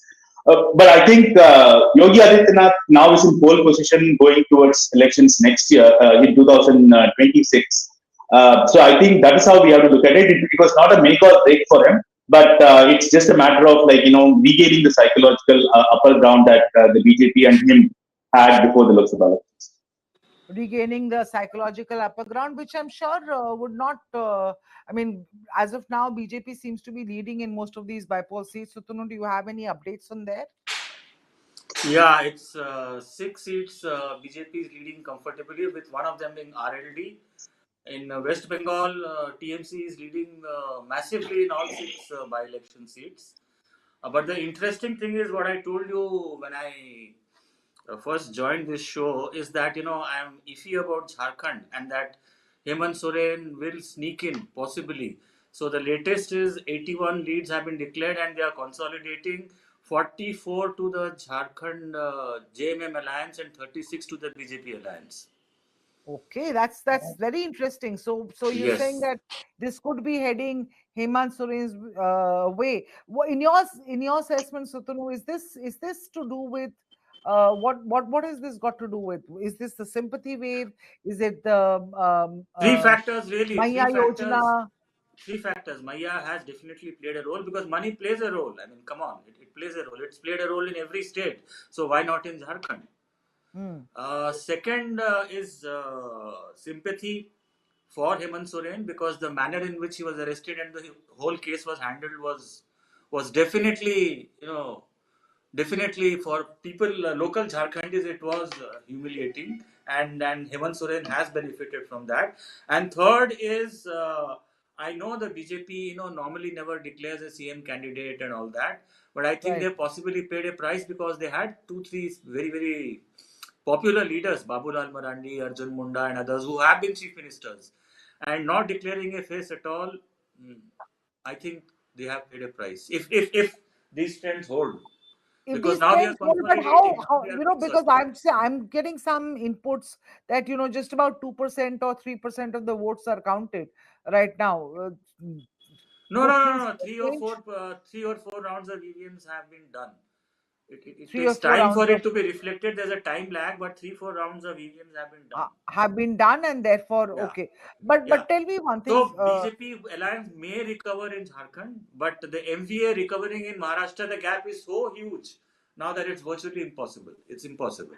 It's 185 seats to the Mayahuti and 80 odd seats to the Mahavikas Aghadi. So But tell me one thing. The numbers from last assembly elections in Jharkhand, the NDA alliance numbers, minus the new additions like Ajsu, etc. Are the BJP numbers higher than, because that's what these numbers are telling me. They have the made an BJP improvement numbers from are last. slightly higher, but the allies have not been doing as well as expected. BJP numbers higher, but not significantly higher because last time it had won 25 seats. So Maybe it will clearly, win. no anti-incumbency against Hemant Soren. In fact, this more There was, sympathy there for his was, arrest there was anti-incumbency, big one, till he was and arrested. yeah, the arrest has changed everything. Changed everything. So that And was a big. obviously, this Batenge, Katenge, and Ghuspetia has not worked in Jharkhand, at least from what I Bhanuchandra, you can want see to so weigh in far. there? You want to come in? You were shaking your head vigorously. You want to have a point of view? So no, I think yeah, I'm just refreshing a few screens and it says BJP is 46 and the India Alliance is 32. So I think there is some huge amount of churning that is happening. Yeah. See, whichever way the results end at the end of the day, this election, at least for the BJP, is a referendum on the illegal immigration issue. It has been that. Okay, see, there's a literal raid war happening between the two sides in Jharkhand. If you had noticed, like obviously, like the Maria Samanidhi is something that was talked about quite a bit. And in counter to that, the BJP came with the Gogo Didi Yojana. So the BJP also came up with something called the Yuva Nidhi for like unemployed youth for a month. There are free pensions in. I mean, there's extra pensions in Jharkhand for the senior citizens. There are gas cylinder promises. There are all sorts of promises that are made from both sides. I mean, in fact, like to fulfill these promises would actually be very difficult for either of the governments, and also have money for some capital expenditure, which Jharkhand really requires. But that's a different point. I think the election is definitely a referendum on the illegal immigration issue. On Hemant Soren's arrest, I think, as I said before, that check was cashed during the Lok Sabha elections. And I think even in the tribal areas, they started feeling that the corruption allegations against Hemant Soren was actually posted in a different way. They said that like even the money that was actually stolen or the lands that are allegedly taken were from the tribals. And so there is no moral high ground in saying that the tribal chief minister was not allowed to work. But having said that, like the BJP in Maharashtra, the JMM alliance went to town with the Maya Samanidhi and Kalpana Soren, the MLA from Dande, and also with who's the wife of Hemant Soren, was like Sorry. the face of it, and she was a much sought after campaigner. So we have to see how these numbers pan out because there's a huge amount of churning that is happening. I agree with him because in just about 5 minutes, it's back to 40-40. So, Right. So so so you huge know, I amount. mean, So it will you be foolish to say anything before 11:30 for Jharkhand. so It's before 11:30. just 2 or 3 rounds, so they really mean nothing. So once we reach 10 rounds of EVM, then What about Maharashtra though? it's clear cut. It's a wave for Mayahuti. There's no doubt about it anymore. But again, if they've just counted 3 4 rounds of No, but the sheer gap is so huge that in it's it's already way past 10 o'clock. So it's that kind of gap yeah, to bridge is virtually impossible. is I mean, virtually theoretically impossible. it can happen. Theoretically it can happen. Theoretically, But if you anything can have the happen. Yeah. Mahajuti leading in 210 seats, and the MVA in 62 seats, I think it's. I Yeah, mean, but theoretically yes, a but lot very of very. people a lot of people have talked about the number of independents and the rebel candidates, and the division of votes and vote transfer, all those Hmm. issues being what they are, the the victory margins can probably end up with a difference of 10 votes, 20 votes. With so many parties in the fray, six In main some seats, yes. In some seats, yes. Like in six Haryana. main parties and so many. So things can change if they. I mean, it's just a question that I have.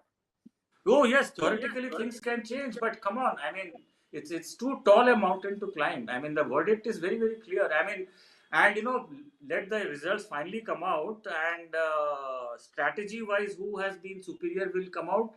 But one interesting thing is that in about 50 seats in which Sharad Pawar NCP was contesting, has to be the BJP. They had sort of fielded independent candidates with a similar symbol, and even more funny, their surnames were the same as the surnames of the Sharad Yeah, Pawar candidates. yeah. So So, how these things pan out, you never know. I mean, but I think but Maharashtra one can. in terms of interesting contests, or let's say, which the contest that one should be watching out for in Maharashtra. According to you, which is an interesting contest? I just want to tell our viewers that Devendra Fadnavis has been leading from Nagpur South, is leading from Nagpur Southwest. Aditya Thackeray is maintaining his lead in Worli. Eknath Shinde is leading in Kopri, Pachpakdi. Zishan Siddiqui is trailing in Bandra East. And of course, Expected. Ajit Pawar is leading in Baramati. So these are some of the seats that we had been tracking. According to you, which would be interesting seats to be tracking? Ajit Pawar seat is important. He's Nana leading in Patole Baramati Vidarbha. right now. Again, it's a Pawar Yeah. versus Pawar. He's contesting against his nephew.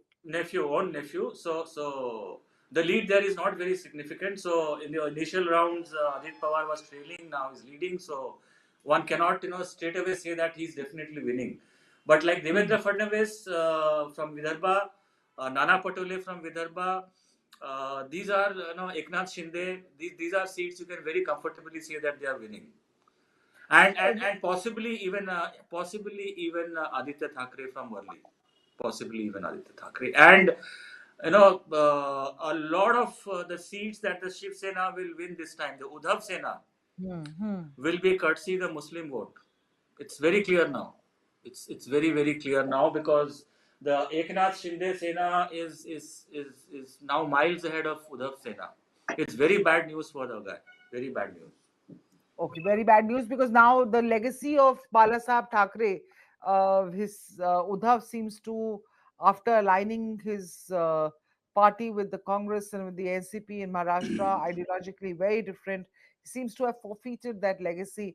Bhanu, your thoughts on the key contests that you are particularly looking at in Maharashtra specifically? So in Maharashtra, like what the previous speaker was saying, even though there might be small margin victory seats, it averages out if you look at the whole 288 seat picture. So I think the NDA has a very strong, almost unassailable lead going forward. So something really drastic has to happen for it to not form the government from the numbers that we see from here. See, the thing about Maharashtra is that not only are there these rebel candidates, but also there are so many, quote unquote, turncoats. For example, take this Amravati Assembly seat. I would like to see, what happens there, because every major candidate fighting there has been a turncoat. Has been with another party. Like the BJP candidate has been the NCP, vice versa, and it's a mess. And also like the independent candidate Ravi Rana, who fights from the next Badnera constituency, the husband of the ex-MLA, ex-MP Navneet Rana. Though he has a tacit support of Mayahuti, he has been campaigning against Mayahuti candidates in the neighboring provinces. So it's mind-bogglingly complex. And also, see, because of this, what has happened is people became very transactional. If they don't say, okay, this guy that I'm going to elect can go with any party, so I might go and choose the best person irrespective of whichever party he or she is from. So I think it became very transactional. It was actually sort of sad to see because, the big ideology, the big picture is what motivates people to, vote for one party or another, right? So, but it became a big transactional. See, all of these are very key behavioral learnings that we will learn from the Maharashtra elections. But as far as key contests, Amravati is something that I would really like to see where it goes, and also Gondia, Gadchiroli, all these tribal constituencies where there is a huge amount of aspirational value to somebody getting elected, because they have a hope that this guy will at least do something for us, like something for like the very bad situation that is there.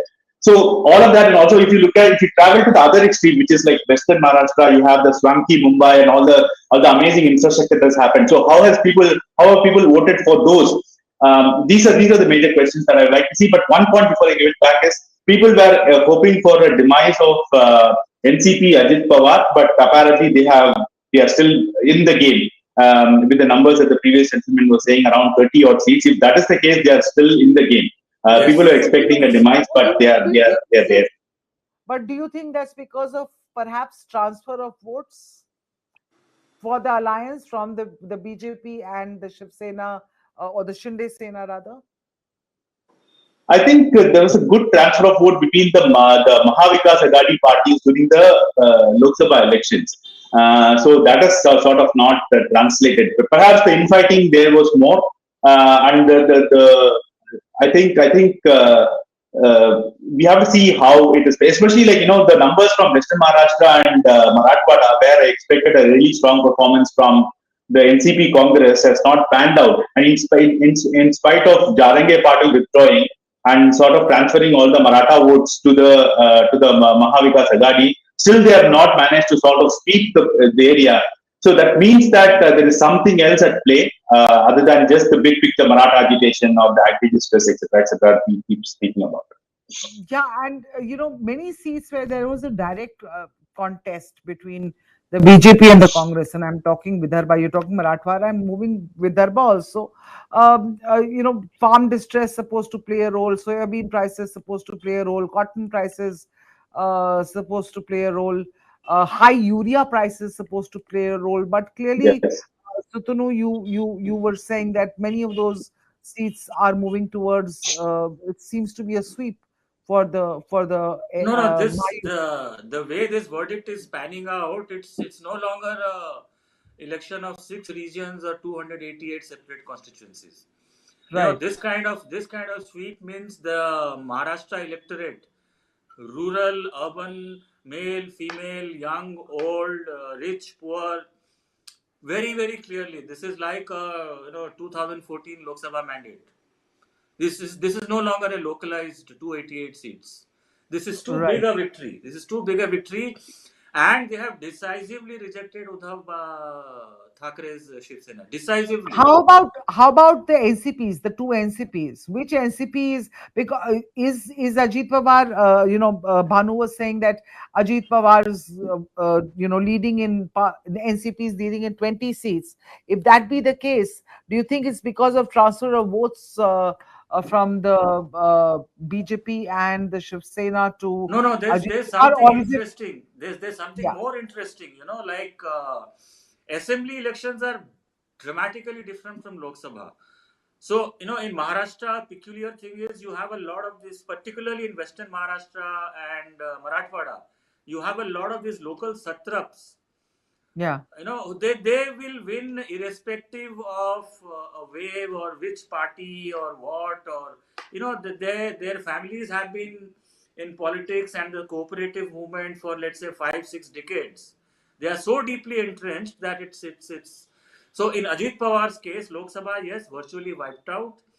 But there was a consensus even before the voting that about 15 to 20 Ajit Pawar candidates are individually so strong in the assembly constituencies that they would have won anyway. So to Okay. that extent, yes, the BJP factor, and it's clearly a BJP hawa. There's no doubt about it anymore. The BJP factor has lifted Ajit Pawar in some possibly weaker seats. And So the the biggest worry BJP. for the BJP was that they deep down know that Ajit Pawar has no future with the BJP. Really, frankly. So the biggest worry was if Shiv Sena, Shinde plus BJP is stuck at about 120, 125. Hmm. What does Ajit Pawar do? Now that factor also is out of the equation now. out of the equation. But getting Ajit Pawar, or a person who Devendra Fadnavis, the top BJP guy in Maharashtra, has been bad mouthing for donkey's years. Getting Devendra Fadnavis into the BJP alliance fold, that sort of sent a, I mean, at least on the face of it, did not send a very right message to the BJP voter, so to speak, and there was a lot of back No, and so forth. they paid a price for it in Lok Sabha, and as other panelists are And saying, so you why you isn't can this encash a check only once. You can't keep so encashing the here's my same check question again to and you, again. Sutanu. So why wasn't that price paid in the assembly elections? Because As I Ajit just Pawar is said, still that you can very encash a check once, not again and again. okay. And So once you've done local it, now you issues. can't do it again. You can't play the Same same with card again. constitution, you can't go on waving a red book and say Samvidhan khatre mein hai every time, and it doesn't work. It didn't work in Haryana. And this is a bit like Haryana, remember? Everybody was saying that, the Congress is sweeping the Jat belt, Bhupinder Huda's stronghold, and that, Hmm. that GT Karnal Road is where the BJP might hope to, save humiliation. But look at what happened. The Jat votes went for BJP in big numbers, which is why the Hmm. verdict was the way it turned out to be. And Maharashtra is a sweep now. And Jharkhand, again, it has twisted. It's now about close to 50 seats to JMM Alliance. Close to 50 seats to JMM Yeah, Alliance, but so there's it's no back. point in saying anything now. There's Yeah, no yeah, point so in the saying back and anything. forth will continue there, but yeah, look at Maharashtra, 180 seats. So a clear verdict. Even the Jarange factor has not worked in Marathwada. People have just come out and said so. So BJP can hold its head high today and say that all is well. The Modi magic is not dead, because that is something which the opposition had been. There was this even before, after the Lok Sabha elections, since the Lok Sabha elections and the debacle, a so-called debacle, because it wasn't really a debacle, because they did come back into the government, but the Congress has been moving around in a sort of a perhaps what you would call a hubris, saying that okay, now 2029 is Rahul Gandhi, and Modi era is done. People don't want, and that is till Haryana happened, and now of course Maharashtra will give an added boost to that. Your sense on that, Bhanuchandra, and Dhananjay has also joined us. Dhananjay, welcome to the show. You're looking very bright and happy this morning. Do you like what you're saying? Okay, Dhananjay is not. He's disappeared, but we'll get him back. Bhanu, your sense. Yeah, so I think Modi Magic is still working. Definitely, you could see that he's been an absolute tireless campaigner. Come rain or shine, he's been there campaigning. Coining slogans, "Ek hai to safe hai," etc. And so, I mean, you have to give credit to the man. See, I think you were in your previous question you asked whether vote transfer has happened, right? So, in the analysis of the Maharashtra part of the Lok Sabha elections revealed that in many parts of Maharashtra, especially central Maharashtra, there was this Maratha Muslim Dalit combination that has actually sort of completely voted for the Mahavikas Agadi, and in fact, in many cases, Muslims voted for Shiv Sena. Uh, I mean, knowing that they are against Modi, so it was sort of a very strange alliance or a compact, you could say. But that was actually going to anyway be tested by time, and apparently probably that has not happened. If you look at eastern Maharashtra, there was this tribal neo-Buddhist Muslim alliance that also apparently seems to have failed. So all of these compacted coalitions that actually came together for a particular election did not come together again, because of probably narratives, because of candidate selection, because of down level work, and so on and so forth. So I still will withhold myself and actually giving a big picture narrative.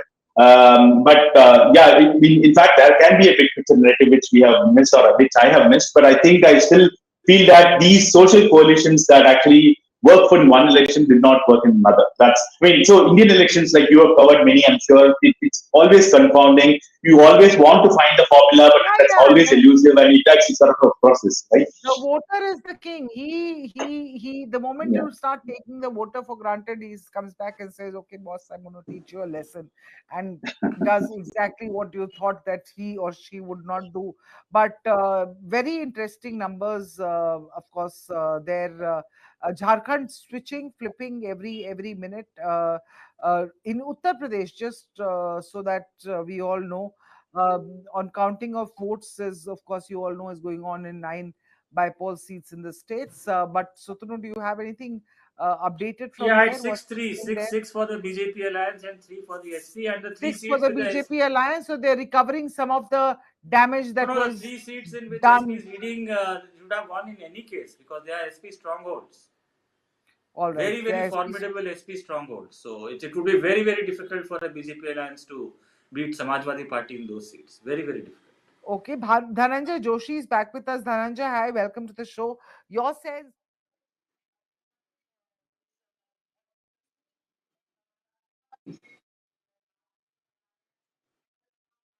Mark, clearly a sweep for the Mayahuti in Maharashtra. Now these numbers are unlikely to have see any major changes.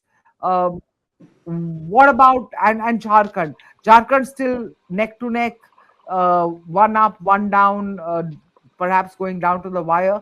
But you tell me your sense of what the numbers you see so far. Your first thoughts. Well, first of all, if you look at Maharashtra, like one of the co-panelists was just saying, it's happening. Was this Hmm. expectation that the Congress will do very well in Haryana? Here too, it was expected that the MVA will do very well, but that hasn't happened. And the reason for that, there would be reasons we would get into as we see the results, as we see the trends. But broadly, one thing that is very clear is that the momentum that the Congress party had built in the Lok Sabha and it's with its allies, they haven't really been able to hold it. Now, after Hmm. this, we will have a Bihar election as well. We'll see what happens there. Delhi is here, but okay, the Congress isn't a major player here. But nonetheless, in Maharashtra, if you look at it after the Lok Sabha, the MVA alliance could not really get its seats in place. There was a lot of overconfidence. They are going to form the government. Uddhav Thackeray will But be the tell me CM something candidate, new. That etc. happens all the time. That happens all That the happens time all where, the time, right? That yeah. happens all the time. So basically, one momentum and holding the momentum in any enterprise, whether it's a political enterprise, whether it's a startup or anything, you have to really hold the momentum to take it to the next level.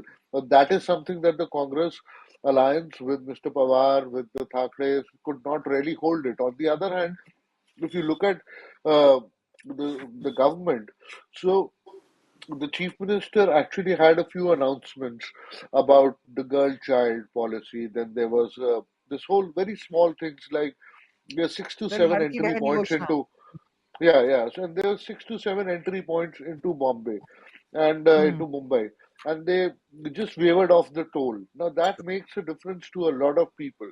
So a lot of small policies like that, a lot of targeting on the one hand. On the other hand, what I sense is a sense of confidence after Lok Sabha that the narrative is set. We are going to now, just keep the momentum. And the problem with the Congress is that they are actually way behind the BJP at a national level when it comes to the Hmm. larger political narrative. And building a Hmm. narrative it's a long sustained uh, process. That's somewhere I think they often go wrong.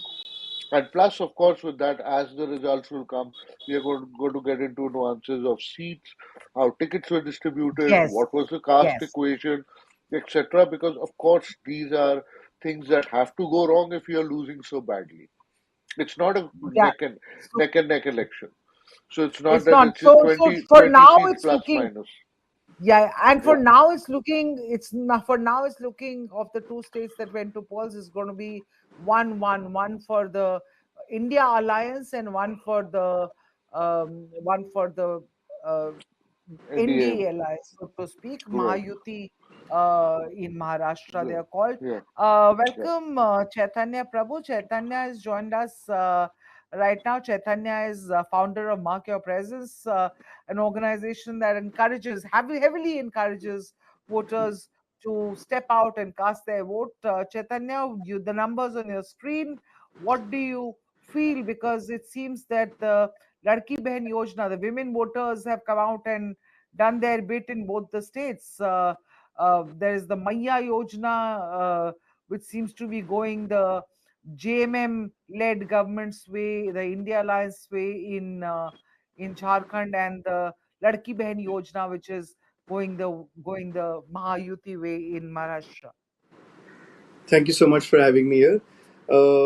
Yes, I'm seeing the numbers on the screen, and I'm a little confused on what I should say today because I'm not here to defend or speak for any political party, but for the people. And I have And which is noticed why. that. Hmm. Yes, and I've noticed that in the work that we've been doing, we saw that voters felt confused. We saw that some of them felt betrayed.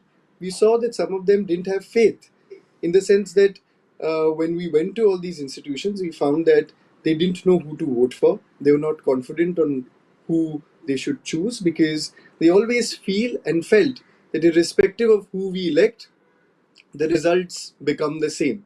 That's what I saw on ground over. So I was a little shocked on seeing what I'm seeing on the screen right now. So Hmm. that's something new to the on ground understanding. But I've noticed that there is this sense of finding it difficult When you to say sort new of to the on ground, put your trust sorry, into sorry, any. sorry, sorry, Chaitanya. Sorry, Chaitanya, I'm just butting in there. When you Yes. say new to the ground situation, you basically are trying to say voting back the incumbent. Yeah, what I'm trying to say is the sense of belief that they are not sure who they can actually sort of trust because they've seen that over the years, irrespective of who they trust, there is this back channeling that always happens. And they are worried that whoever we vote for, how are we sure that they're going to remain in the same alliance? Because we've seen You're in the talking past. about Maharashtra specifically in Yes, I'm this. specifically talking about Maharashtra. It Got it. being a state where we've noticed, irrespective since 2019, parties and alliances have always changed because what's important for Absolutely. them is the seat. And Hmm. somewhere down, they've always felt that, who we vote for is not going to be important because at the end of the day, when the results are announced, people are going to change sides. And we've seen that money has played a very important role in this election. Not to pick on any political party, but we've seen that how votes are bought in different constituencies. The EC is at it trying to figure it out. But just because the thieves have not been caught, that does not mean that there is no robbery. And over the years that we've seen throughout elections, that votes are bought in different constituencies, these pockets have been identified. And we see that certain constituencies, certain areas, votes are sold. These are the areas where large amount of people come out to vote. And I'm not pointing at any political party. I'm saying all of them do it. The question is, we know that the politicians were sold till date. The real question is, have the people joined them by taking that? So I believe that there needs to be discussion around this, and we hope that the youth that has sort of backed some of these political parties that are going to win, I hope that they live up to their promises and not back channel again. Wonderful. I mean, I'm just feeling very hopeful listening to you because that's the kind of conversation I've not heard for a long time. That the young, idealistic, and holding the principles. Because frankly, that's what's missing today in our public rhetoric to a very large extent. But thank you for saying that. But having said that, you said that you saw a lot of disillusionment among voters when you went out to speak with them and talk to them, but it seems that they have voted and they have voted back the incumbents. If these numbers on the screen hold, they voted back the incumbent governments. In your interactions with voters, what did you sense? Would they be going this way, or did you have a different idea or an opinion? So what I noticed is that there was this uh, thought of understanding policies this time. There was this thought of trying to analyze who are these people. So I saw that the interest was building towards choosing a leader that actually does things for the constituency and area. And I feel that is a good thing, because then we can hold the people responsible. All the schemes that have been launched right before the elections to lure voters not only to vote but to vote for an alliance.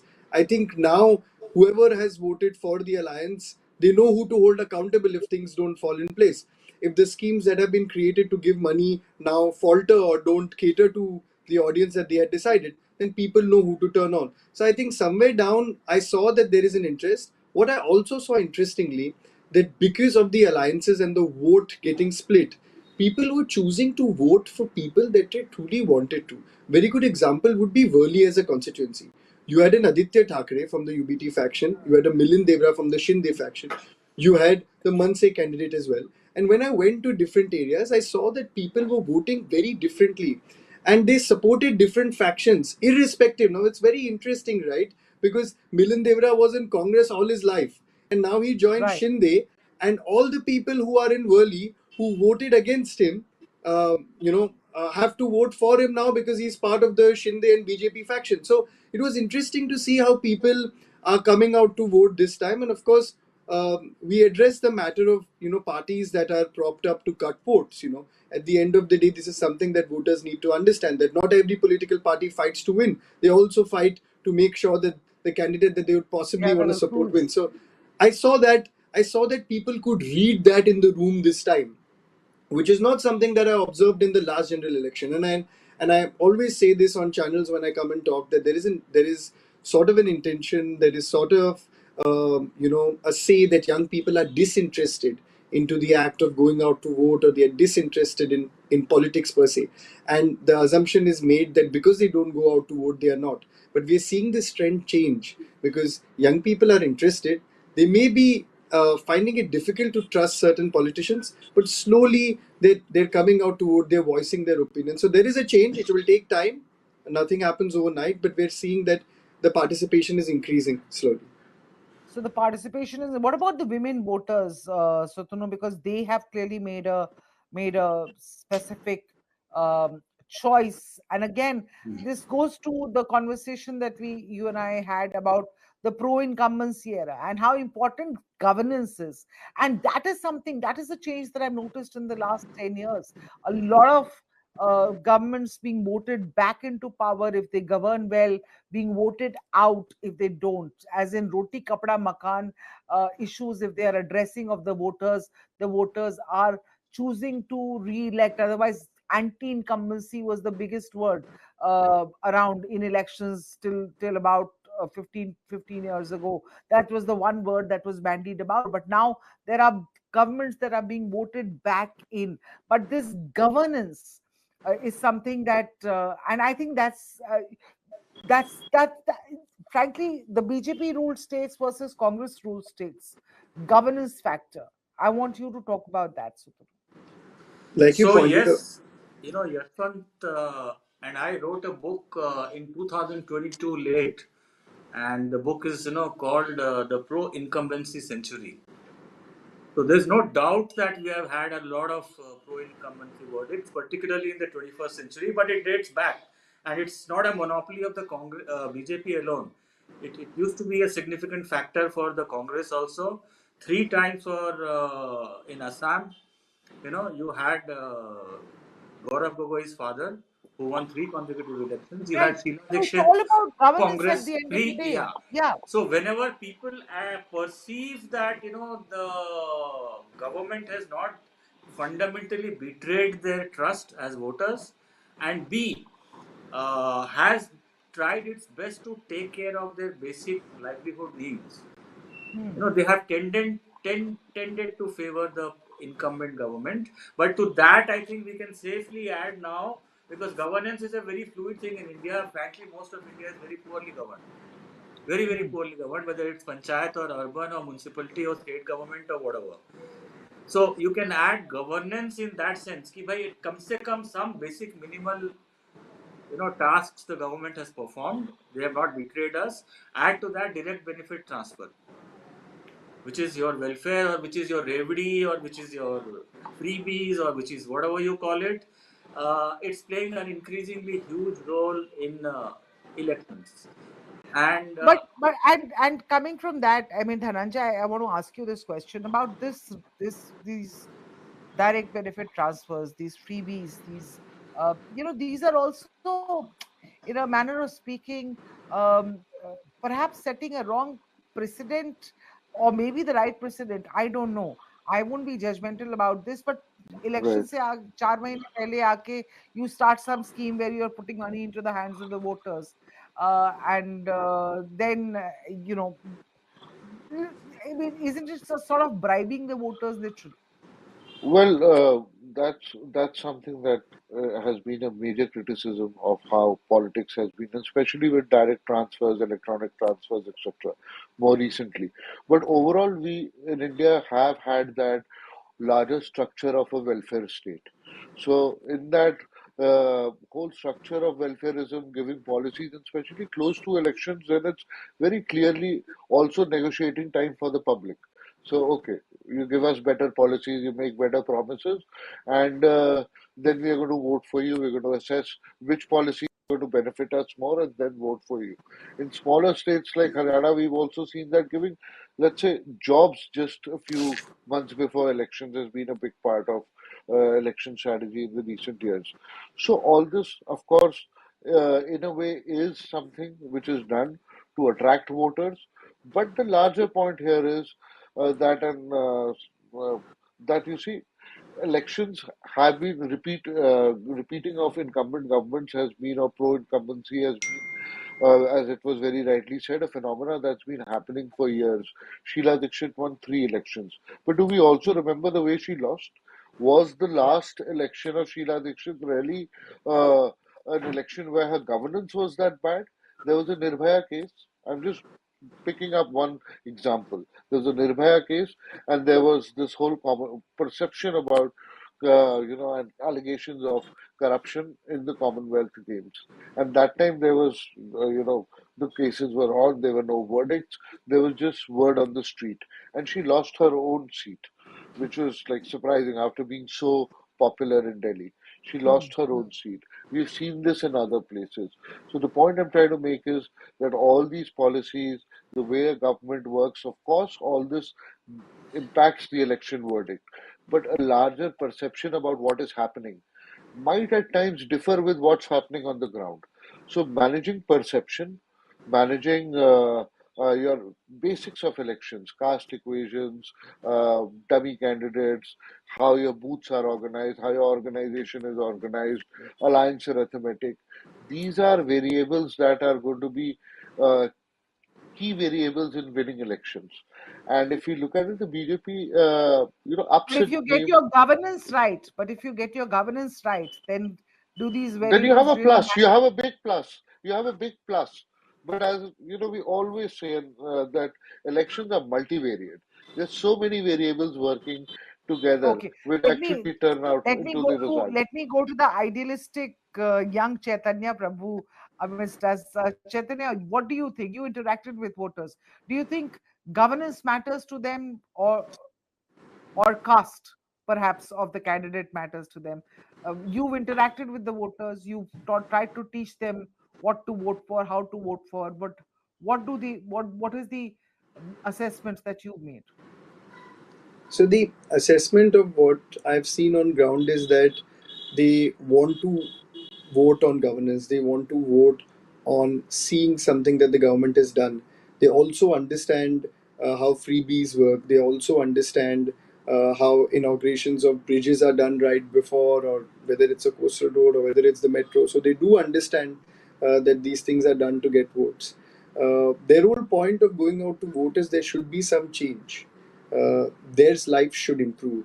And when we talk about voters, especially if we focus on Maharashtra and then specifically talk about Mumbai, the urban voters that are split, they have this concern that generally that this leader would get elected and then not do anything for us. So they're very careful in at least selecting somebody that would be there at least the next day to help them. And of course, we see that some stratas of society would be rather influenced by voting for a certain party that has created these schemes that would benefit them, in some way. because at the end of the day, we know that there are lack of jobs. We know that Mumbai as a city is extremely difficult and expensive to live in. So money becomes a factor. And see, earlier freebies was difficult to give. Now they've made it into schemes, and all these politicians come out and say, we've given you money, as if it's coming out from their pockets. Everything comes from taxpayers' money. The coastal road is built, 14,000 crores. They acted as if they've built it, they've made it. No, it was our money. It's everything. There's no free lunch for anybody. But how they mask all of these projects is very interesting. They're I always, when I go to these schools and colleges, I say politicians are service providers. The day the service is not given, please make sure you shut that service. So this innate ability of putting them on the pedestal, giving them respect is important. I understand that many people in a constituency, and it's difficult to do it, but they're not doing this for free. There's enough money, and all of us are paying for it. So that narrative that they always said that we built this, we did this, we provided this, needs to move somewhere, and young people are realizing that. But yes, of course, when we talk about urban voters, majority of people in Mumbai live in slums and chawls. For them, money is an important factor, and schemes that provide money to families that don't have enough obviously would benefit them in some capacity. Okay, got So it. yeah. Let me come to you, Sutanu. I'm sure you, again, as usual, start with the latest on the numbers, which I'm sure you'll tell us first, and then go on to this. But just start with the numbers, because I want to ask. Yeah, now I think we can more or less be certain that it's a massive sweep for the BJP alliance Mahahuti in 119 for the Maharashtra. BJP and 59 for No, they the. are leading as per the latest from each booth count. Booth level from C voter. It's Mahahuti leading in 220 seats. Yeah, So that's what I'm saying. I mean, 119 for the BJP. I was giving the breakup. yeah, So and yeah, no, 124 for the BJP. That was the number of seats in 2014 when they all yeah, that's contested separately. Yeah, yeah. and it's Tomato, looking tomato. like The a. fact is, tomato semantics. The fact is that they're sweeping. Oh yes, Uh, no doubts anymore about it, do, and perhaps a 2 to 5% chance that there might be a change in Jharkhand, but that's about less than 5%. It's very clear that Hemant Soren is going to form the government again, Sorry, and I for the missed the first last time, part. I Jharkhand think will your have a audio pro was incumbency get kaput. for the first time. Okay, we didn't hear we couldn't catch your audio. Sutanu, could you repeat yourself the last Yeah, bit? so in Jharkhand, for the Yeah, first time since 2018, when Jharkhand was formed as a state, we will have a pro-incumbency verdict, verdict Hemant exactly. Hemant Soren is going to be the chief minister again. And But interestingly, Champai Soren is trailing quite significantly. So there also joining the the message is BJP, loud and clear. They are unmistakably voting for. It's a clear cut, Hemant Soren verdict. it's a Hemant Soren verdict, and Hemant Soren In is, Maharashtra, with it's a his new clear cut. It's hairstyle a and clear cut everything, BJP he's verdict. increasingly started looking like Shibu Soren. So, I think there's also that. Don't you think so, Yeah, I think Dhananjay? Jharkhand will be the more intriguing one because there was a lot of anti-incumbency there and a lot of dissatisfied even Adivasi voters. So the But arrest, obviously something has worked for Hemant Soren the and worked arrest has wonderfully worked. well. His arrest has worked for him. It's definitely proving to be one Right. of the important things. Definitely, Or- and the Maya Yojana, in Maharashtra there were 4 installments disbursed. In Jharkhand it was just one, and yet. Okay. So the significance of direct benefit transfer in Jharkhand was not so much. Just one Right. transfer of 1,000. In Maharashtra, it Dhananjay, was 4 transfers. If you were a fly on the wall in Hemant Soren's living room right now, what would you see him saying? Well, I worked it out well. It all worked for me, and I think after so many years, having an opportunity to come back for a second term is something that even his father could not do. Nobody in Jharkhand Absolutely. could do for a Nobody in, long yeah. time. So Jharkhand Yeah, viewers has always had this, yeah, yeah. and this also tells us again that it's not only about governance. It's also how you organize things. Here, he was at the helm of affairs. Congress was the smaller partner. Congress factions, everything. He was above everything else. One undisputed leader. Then, on the other hand, this whole victim card as well. He was arrested. He was charged of corruption, picked up, brought to Delhi, all of that. I really think that that's something that we'll see what happens in Delhi. Kejriwal was also arrested. So we'll see what happens in a couple of months. But I've always believed that uh, politicians can play the victim card very well. People don't like their leaders being muscled around so easily. Absolutely. Sutanu, if let's just shift focus and move to Maharashtra, because Jharkhand, obviously, in Maharashtra, I don't know if you can put the visuals on the screen. There are sweets being distributed in the BJP office. The celebrations have already begun in Maharashtra. Mayahuti, obviously. Has swept, and the BJP Maharashtra office laddu wahan batne shuru ho chuke hain, and all is good. I don't see those visuals on screen. Somebody can please put the visuals, the laddus and the sweet distribution in the BJP office in Maharashtra on screen. So Sutanu, your sense of Yeah, what? so that the Mahajuti sweeping Maharashtra is reconfirmed because the Shiv Sena Uddhav Thackeray leader who made the word or the term naughty boy very famous, Mr. Sanjay Raut. He's addressed the media already, and apart from the usual complaints about rigging and EVM and all that, he's already publicly announced that it's Adani who has made the Mahajuti win, and Gautam Adani is the ladla Oh, bhai of Mahajuti. oh my And God. obviously, he's demanded an investigation into how. And he's shell shocked because he says ki it is impossible for Shinde Sena to win so many seats. It's impossible. So there's some rigging which has happened, and of course Gautam Adani is Ladla Bhai. So So that is it, confirmation so that it the begins. verdict has been delivered. So. So it begins, but not so in the case of Jharkhand. No, Jharkhand, so it's clearly Hemant Soren. I mean, you have to give it to No, that. no, no. I'm just saying it begins. The opposition has started whining in one Well, stadium, very but frankly, not yet. very Not yet. The whining is not. No whining in Jharkhand, because opposition naturally, the is EVMs will MVA. work wonderfully well in Jharkhand, so but they'll be rigged in Maharashtra. But let's face it, yeah. I mean, Monday Parliament session starts, so we'll very quickly forget these verdicts because Gautam Adani will be the topic on Monday. Gautam Adani will be the topic, apart from Yes, yes, obviously, yes. uh, You won't see too but many postmortems because Monday, leader of opposition Rahul Gandhi will stand up in parliament and there'll be pandemonium, mayhem, tamasha, nautanki, rushing to the well of house, adjournments, blah blah blah blah blah. So yeah, but then that's what, of course, that's what democracy is. this So it's okay.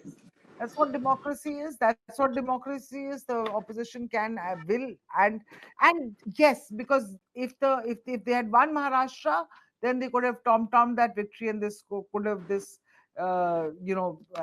happiness could have No, there's gone on for nothing for days. the Congress. Nothing for the Congress. For all the hype after June 4, 2024, they were in direct contest with the BJP in Haryana. They've lost miserably, very miserably, despite a strong And in about anti-incumbency of 61, 10 years. 10 years of yeah, anti-incumbency against BJP. They yeah, still lost very badly. yeah. And in Hmm. Jharkhand, they are riding the coattails of Hemant Soren and JMM. Like in Bihar, they are riding the coattails of Tejasvi Yadav. In Tamil Nadu, they ride the coattails of MK Stalin. In Maharashtra, they were the leading uh, partner in the MVA alliance. They were contesting 101 seats, and they are Absolutely, barely and they winning were, 20. they were They in are barely direct winning 20 contest. seats. How many seats were they in direct contest with the BJP? About 75, and they are winning maybe about 7 or 8, 10 maybe. It's back to the old story since 2014. Whenever there's a direct So contest, it's and now in it's hindsight, it's very clear. I mean, it's that June 4th, November 23rd, one swallow doesn't make a summer. one Very swallow clear. doesn't make a summer, and one and the fact that perhaps Modi had a But conversation. EVMs can be rigged depending on who wins. So that also let's. No, no, no, but one swallow doesn't make a summer. But just another point on the Maharashtra debacle and the Uttar Pradesh debacle. It was the RSS factor also. Let's not forget, RSS is very much back on the ground, batting for the BJP, doing the I'm telling you, mismanagement. I'm telling you, like I repeated about an hour ago to you, that we tend to very politely shy away from discussing these politically incorrect things. I had mentioned that guy Sajjad Nomani and the others. It's a WhatsApp age.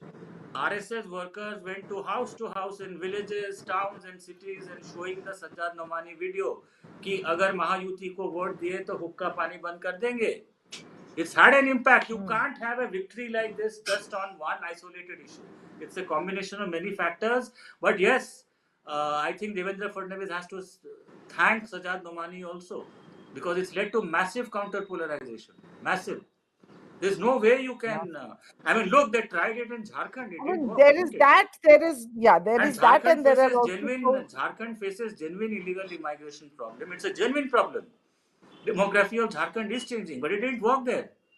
But it's worked in Maharashtra, so the RSS cadre has played a very, very big role, yeah, yeah, but house to then house. there are some who say that there was a small land issue, which was which the land dispute, which was blown into a larger No, migrants no, no, no, Aditi. infiltration issue. I have very close relatives in Jharkhand. It was part of Bihar, and since I belong to the tribal part of Odisha, every summer we used to go to Jharkhand and spend the summers there in Ranchi, Jamshedpur, Bokaro, Gumla, Simdega. These are small places in Jharkhand. They border Hmm, Chhattisgarh and Western Odisha, and I can tell you myself, I'm living experience of how drastically and dramatically the demography has changed in those places. hmm. So it's a serious problem. But then it's not had an impact on polls, because some wonder Hemant Soren has done, and no matter what, you have to give credit to Hemant Soren for this. There will be Okay, post-mortem on credit to how he has Hemant managed it. Soren. So, according to you, Dhananjay, the one factor that perhaps worked in favor of Hemant Soren, apart from the arrest factor, because there is the issue of the Maya Yojana. There Right. are several things that could have worked. What worked? Because getting despite the anti-incumbency against his government, despite many things not working, what is it that has worked for the GMM, for Hemant Soren, apart from the arrest drama? Well, I'll go back. I'll go back to June 4th. What had happened? What was the broad verdict of Jharkhand? Tribal areas, rural areas, JMM Congress alliance was doing well. Urban areas, which are high density areas in Jharkhand, all the industrial areas of Jharkhand, there the BJP swept. So that was the broad polarization, which had, of course, a caste community angle as well, tribal, non-tribal, but also had a socio-economic and a urban-rural divide. So this was the broad verdict. The challenge for JMM was to eat into that constituency, which was basically upper caste dominated. Look at the member parliaments of BJP who won. So upper caste dominated, more urban constituency.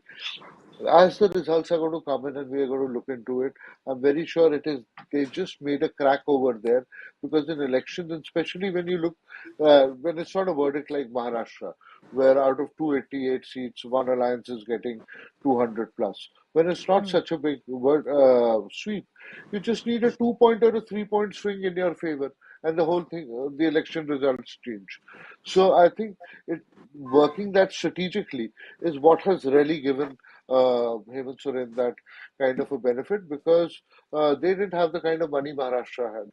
So we are listening that, Sutanu was just saying that there was only one installment paid in Jharkhand, but those Jharkhand. policies might have worked for the simple reason that there was a overall perception in favor of Soren, and there was also better election management at the end of the day, Right, and there was which also the would poll clearly be promise that visible. they will increase this amount.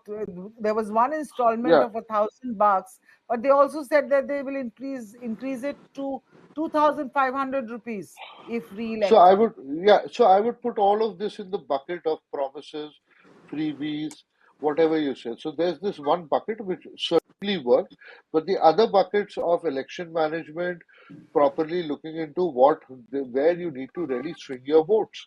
If you look at Maharashtra, on the other hand, uh, there was, if even if you're going to look at it with this verdict, it would be very clear. With Sharad Pawar being there, I'm sure this time there was a big swing against the MVA, even amongst Maratha could be voters. You know, the results make it very clear when there's such a big sweep. So even their own core vote bank could not be managed on the one hand.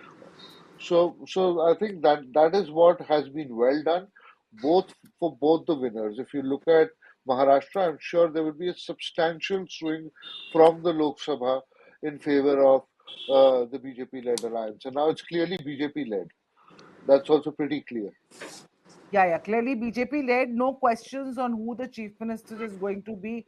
Yeah. Hopefully, because as I said, a couple of hours ago, Eknath Shinde has already reportedly said that he's okay with the BJP prime chief minister. He's not going to insist on that chief ministerial role.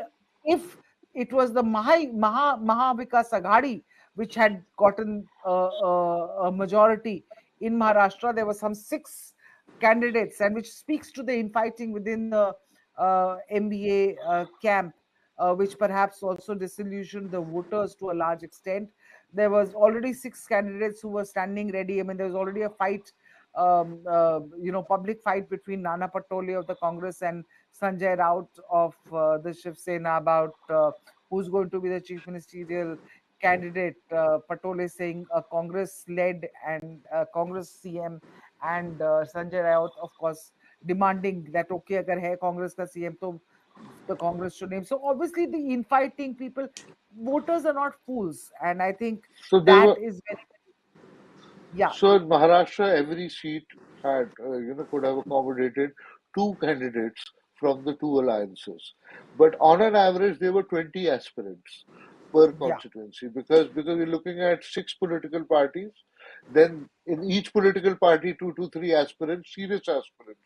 So it was very confusing for the voters as well. But the verdict at the aggregate level, at the state level, doesn't come across as a confused verdict, but on the ground there was a lot of confusion. But Chaitanya, your sense, because that's exactly what Chaitanya was saying, that there was a lot of confusion on the ground in Maharashtra, but people picked the candidate who they thought is going to deliver for them. In this case, perhaps it was the incumbent party. Obviously, vote transfers did happen because many of these parties were not even there the last time elections happened. So obviously, they picked one alliance, which was the ruling alliance, saying that okay, these guys have delivered so far. As Sutanu said, 4 installments of the Latki Bahin Yojana already having gone out in Maharashtra. So they said, okay, these guys are delivering, they will continue delivering. So that trust factor is also very important, isn't it, Chaitanya, from the voters? Yes, like I stated earlier, that voters have tried to analyze as much as they can, and one thing to also probably point out is that there were a lot of political parties that were doing their campaigns before even the nomination. So they were going out there, they were talking to people, they were keeping public meetings, rallies. The politicians that are contesting may have not gone, but the parties were going. I don't want to name them, but like Sir pointed out, that there have been some associations going door to door, and I have noticed this. They have gone door to door and they have said that we are not part of that political party, but sir, go out to vote, or ma'am, go out to vote. So a door to door campaign was being conducted way before. Some political parties were also doing voter registration. So I think somewhere down that played an impact. And the reason I'm saying this is because withdrawal was allowed of nominations till the 4th of November. Elections were on the 20th. Hmm. 22nd, the notification was given for the nomination. I think 29th you was the last date for the nomination for the candidates. So you see, a voter has to basically select who's going to govern their area for the next 5 years in that 20 days slot. So in that 20 days, they meet electorates. Then 20 days, they need to understand, and it's not easy, right? Because some candidates are contesting for the first time. We have no idea who they are, what they've done. So we are also seeing that the trend is the same, that people are voting for parties first. So even if young people are like, let me analyze this candidate, at the end of the day, they're looking at the party when they're going out to vote. So moreover, it's, will this party deliver? And when they see that this party may or may not, then they're choosing to do what they have right now.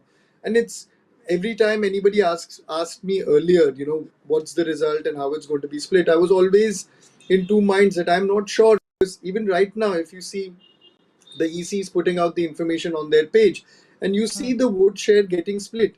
New candidates, like the candidate that is contesting in Mumbai Devi as well, first time contesting candidate from the BJP, and look at the amount of votes that she has received right now. Similarly, is with the Milind Devra and Worli. So votes are getting split, These and visuals, these visuals on your screen, sorry to interrupt, coming in from Baramati, celebrations there. Sutunu, what's happening?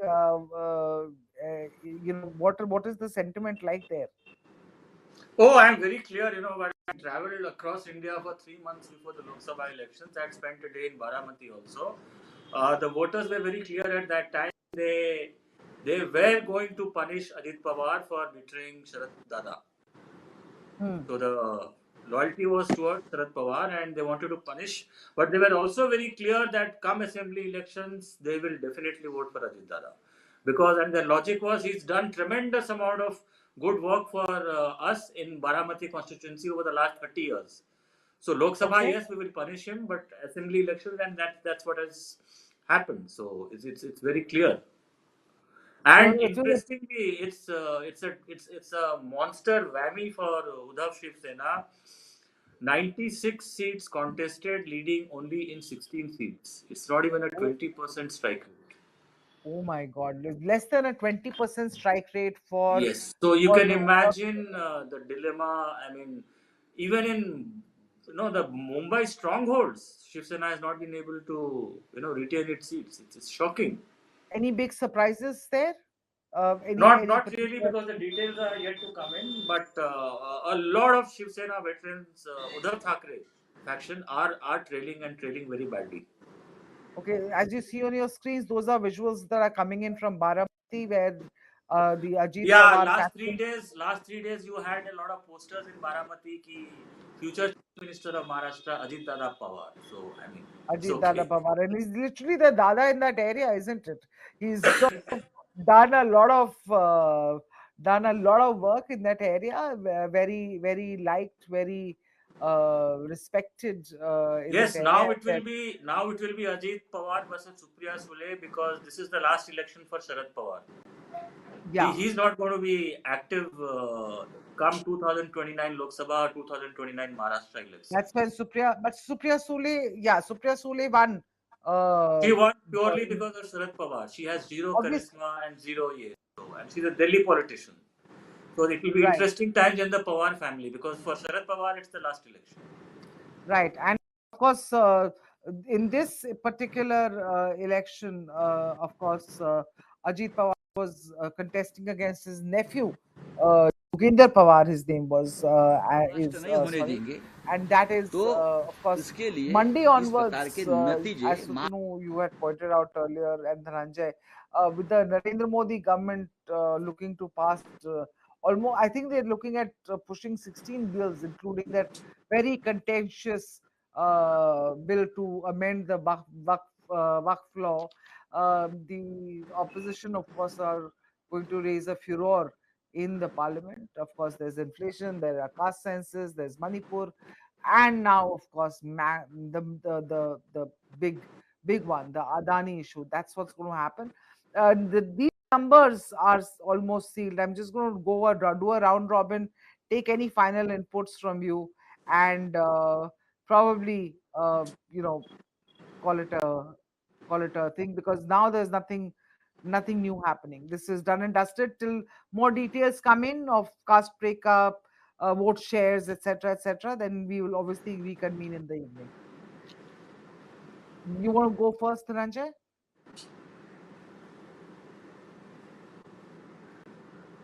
I think Dhananjay is stuck. Dhananjay, can you hear me? Okay, Chaitanya, let me come to you. Yes, so just I was just checking the information on the EC's page, and I thought it is interesting for us to talk about two constituencies. One would be Bandra East as a constituency, and as you can see, the trends are changing there. I will just try to analyze that because I believe that when new contesting candidates contest in an area, it shows a different trend. And it is showing Varun Sardesai ahead of Zishan Siddiqui in the constituency.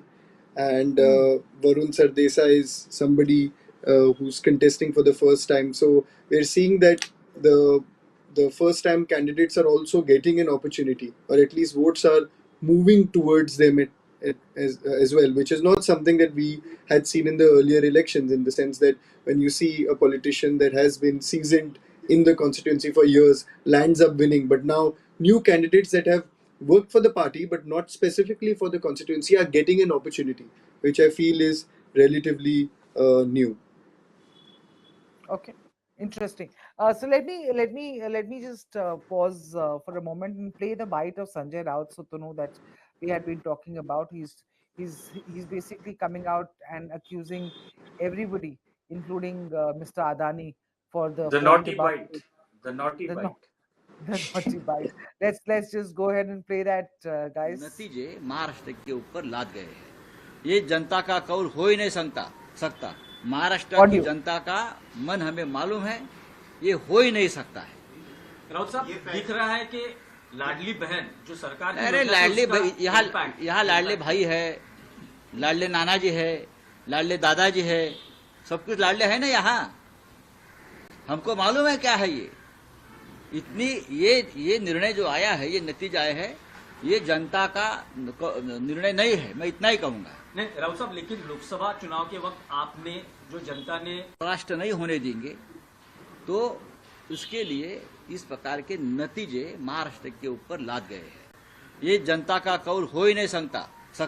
Maharashtra की जनता का मन हमें मालूम है, ये हो ही नहीं सकता है। राउत साहब, दिख रहा है कि लाडली बहन जो सरकार की अरे लाडली भाई, यहाँ लाडले भाई है, लाडले नाना जी है, लाडले दादाजी है, सब कुछ लाडले है ना यहाँ। All right. So that was Sanjay Raut, of course, not taking the crushing verdict for especially for Uddhav Thackeray there. The crushing verdict for Uddhav Thackeray. He's being unable to digest clearly and not very happy with the outcome, blaming everybody, saying that this is not the verdict of Maharashtra. But let me just take last thoughts from you.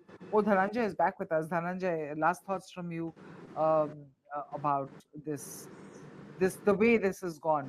It's a one for the JMM and one for the Mayahuti or the NDA alliance.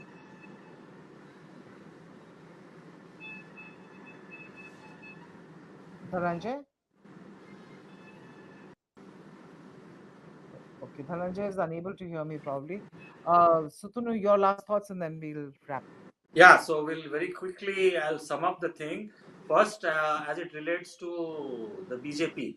Now, the June 4th verdict was a wake-up call for BJP, and the lessons have been learned that hubris is a very, very bad thing, that do not be arrogant and stick to what you are good at, which is grassroots mobilization, micromanagement, and very, very close strategic decision-making when it comes to forging alliances and going down the last mile to the booth level. Because of its cadre, BJP is good at that. It was somehow afflicted by this 400 par madness, and the voters did deliver a very, very tight slap to the BJP, and it's woken up very clearly. The verdicts seem that it's been a wake-up call which has been heeded by the BJP. Two, There was a lot of talk about waning Modi magic, blah blah blah blah blah. 10 years in power, anybody would start feeling the heat of anti-incumbency. But I would like to point out one Right. thing here. 2024 has been the blockbuster year for elections in democracies across the world. You know, US, UK, India, I mean, God knows, Indonesia, South Africa, lots Yeah, of yeah, major yeah. democracies have. And these And are the in, last of it. So, Tunu, these are the last of it, yes, and in thankfully. almost all of them, the incumbents have been swept away in a tidal wave of anti incumbency. In most of them. So to that extent, to go by the There's the forthcoming verdict aberration and there. say Modi magic has disappeared, वो तो घिसा पिटा हो गया, was I think too premature. That's as far as BJP is concerned. As far as the Congress is concerned, I think this calls for the 24th relaunch of Rahul Gandhi. Okay. Yeah, 24th relaunch as of simple Rahul as that. Gandhi. The message is very clear. 2024, 4th of June was an aberration. The message of Rahul Gandhi is simply not resonating with the ordinary Indian voter. It simply is not. I don't know why. I mean, I have my opinions about it because he talks really wild things which don't connect with the ordinary voter. But somehow he has to redraw his strategy because it's nice to give galis to Ambani, Adani, Ambani, चौकीदार चोर है, फलाना है, ये है, एक भी दलित नहीं है, 97 secretaries हैं. Somehow it's not resonating. So they'll have to, the Congress has to go back to the drawing board.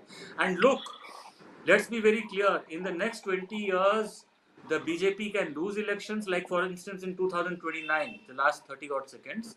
In 2029, the BJP can slip below 200 seats if it does very badly. You never know. Or it can go Right. again above 300 seats. 300. Anything is possible. But one thing is for certain about the Congress. The Congress can never again in the next 25, 30 years form a government without forming a strong alliance. It simply doesn't have the wherewithal anymore. 80 seats in UP, 40 in Bihar, 42 in West Bengal, 21 in Odisha, 25 in Andhra Pradesh, 40 in Tamil Nadu, Pondicherry. It simply either doesn't exist or it is at the mercy of a very, very senior Of a alliance partner like very in Tamil Alliance Nadu. partner.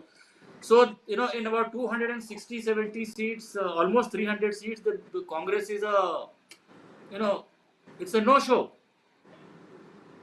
So, right. whereas the BJP could drop below 200, I simply do not see the Congress in the next 20 years go above 200. All right, so that you're right, and perhaps they need to go back to the drawing board if 2029 has to be about, which many in the Congress talk about, that 2029 is the year for Rahul Gandhi to be prime minister. Well, if that has to happen, a lot of things need to change between now and then. But let me just come to you, Dhananjay, for your last thoughts on this verdict. Well, as far as this verdict is concerned, it's very, very clear that there is a major difference in the way the two alliances, the two major political blocs in this country work. On the one hand, you have somebody who was quite, saying that Modi magic is gone is of course far-fetched, but the fact that the kind of 400 par narrative that the BJP had and actually got 240 odd seats was something that was a big hit to the BJP. Yeah, After that, they got their act right.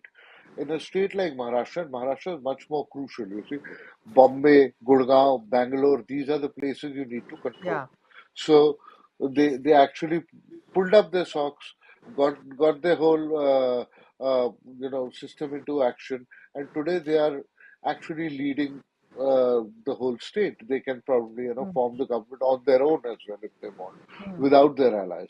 So that's one party. And on the other hand, you have a political party that gets somewhere stuck into one success, and then everybody is going to say, "Look, RG magic is working." All of that kind of push that the Congress gets, which is important, but you cannot just every issue has a shelf life. Balakot had its shelf life. Adani had his shelf life. You kept on saying, oh, the BJP's attitude, arrogant attitude had its shelf life. What's next? elections are a very, very dynamic process, and you keep Keep on working reinventing, on it, yeah, yeah. reinventing, And you creating reinvent yourself, reinvent yeah, the your organization, and outreach to the people. Yeah, and you have some constants. You keep hitting on them till the people take it as a given. Now, BJP has done that on the Hindutva front. BJP has finally succeeded in creating this perception in a quite a large proportion of the voters that the uh, Congress is basically not a very Hindu friendly party. Now, that's why we didn't talk about this, at least since I've joined in, but this "batenge to katenge" narrative yeah, yeah. We worked spoke about very it, well. but Right, yeah. right, right, Mm. right, right. So, So well, butting into seems to have cutting worked. is, yeah, So there are absolutely. two ways to look at it. You can say that, well, it was only about alliance arithmetic and the alliance should be together. But those who understand politics know that there's a deeper connotation to a slogan like that in Indian politics, Clear like it or polarization, not. absolutely, Right, right, absolutely. right. And especially in Maharashtra, it wasn't just about communal polarization. Perhaps in the Marathwada region, for instance, it was Yeah. about polarizing the Maratha votes and the Right, OBC votes. right, right, right. And In Haryana, for instance, it was Jat non-Jat. So yeah, having these kind of equations in place is very, very important in Indian elections. And when I say this, just to clarify, I don't believe in any caste system or any such right. variable. It's just But these are variables which work on the ground. yeah, the You just sad can't facts turn a of blind where eye we to it. are, absolutely. Yeah, Yeah, the facts of where we are as a right, democracy, right. perhaps. But then I don't think, given what we saw playing out in the US just a couple of weeks ago, and what is playing out even now, I think we safe to say that our democracy is quite happily functional one, just like the US democracy is. There also, there's again surprise. How has this guy come back? Nobody voted for him. It's Oh something like no, the You, US is a dysfunctional democracy. They are still counting votes. Well, no, true, no, no. true Well, that. I would. And then they do That's a paper very ballots. strong statement. I would strongly No, no, I disagree was with just that. joking. I We've mean, I done, was yeah, just yeah. So the But verdict was clear we've from the done sixth. well. the Yeah, The verdict the was point clear on I'm 6th of trying to November, but but there are but deep we, flaws in the US system. Deep no, but flaws. of course, every system all has right. its flaws, and we, for our age and the context, being a former colony, have done fairly well for ourselves as a democracy. So, Fantastically well. And I think yeah, big and there's kudos to still the much Election more to Commission do. of India. Much We've not said much more that. to do. We need, Yeah, yeah, yeah, much more to do, absolutely. but still. Introduce, Democracy, of course, has its flaws, but it is the best form that we existingly have that we have created, and I Without doubt, hope without doubt. that Without all doubt. political parties Right. understand that what is more important is the people that reside in this country and not their narratives. And with the help of the media and the people, hopefully, our democracy will be more strengthened over the years. But one thing I think all of us would agree before we conclude is that. Given that India is a young country and an old nation, and 65% of India's population is below the age of 35, and 35. we sadly do not have young people contesting. I understand that independent candidates go and contest, but all of us know people vote for parties and not people per se in Indian elections. So maybe if political parties that have not won in this election try to prop up young candidates that are truly doing well, I believe that there can be some sort of a change because we've seen patterns of constituencies like Malabar Hill, constituencies in Mumbai where strongholds are working really hard to win, and there are no young candidates there to give them a tough fight. So if political parties start putting candidates that may be middle-aged or young but are willing to put up a strong fight, I believe that there can be some change. And I believe in democracy, and of course, democracy has its flaws, but I hope that Indian democracy flourishes better than the other democracies of the world. One all right. last point, Aditi. One Yeah, last point, Aditi, just for 30 odd seconds is, 2034 also will be a year of Lok Sabha and a lot of assembly elections. Presuming this one nation, one vote doesn't work out. Doesn't work out. By then, India's per capita income will almost certainly be $10,000. And I can bet you that the narrative in 2024, 34 will be far different from the narrative about elections, winning strategies, castes, this, that we are talking. When you are a country with a per capita income of $10,000, you will still have about 100 or 150 odd million people who are living in poverty, even then, which is a Right, disgrace. right, exactly, But the exactly. So the narrative, income divide will be big. yeah, but the narrative Yeah, will decisively change, decisively, hope and we so, should hope look so, forward to that. hope let's so, let's hope let's so. look forward to that. And for now, of course, jalebis and everything else, uh, of course, in Maharashtra and Mayahuti camp, and of course in the JMM and the India Alliance camp in Jharkhand. In So it's Jharkhand. one each for each block this time. Sutanu will disagree. He'll say it's No, not no, it's India. definitely one each, and Hemant Soren is part No, of no, the you India will Alliance. disagree, saying that it's not the India Alliance which should be happy as a whole. It's really led by JMM.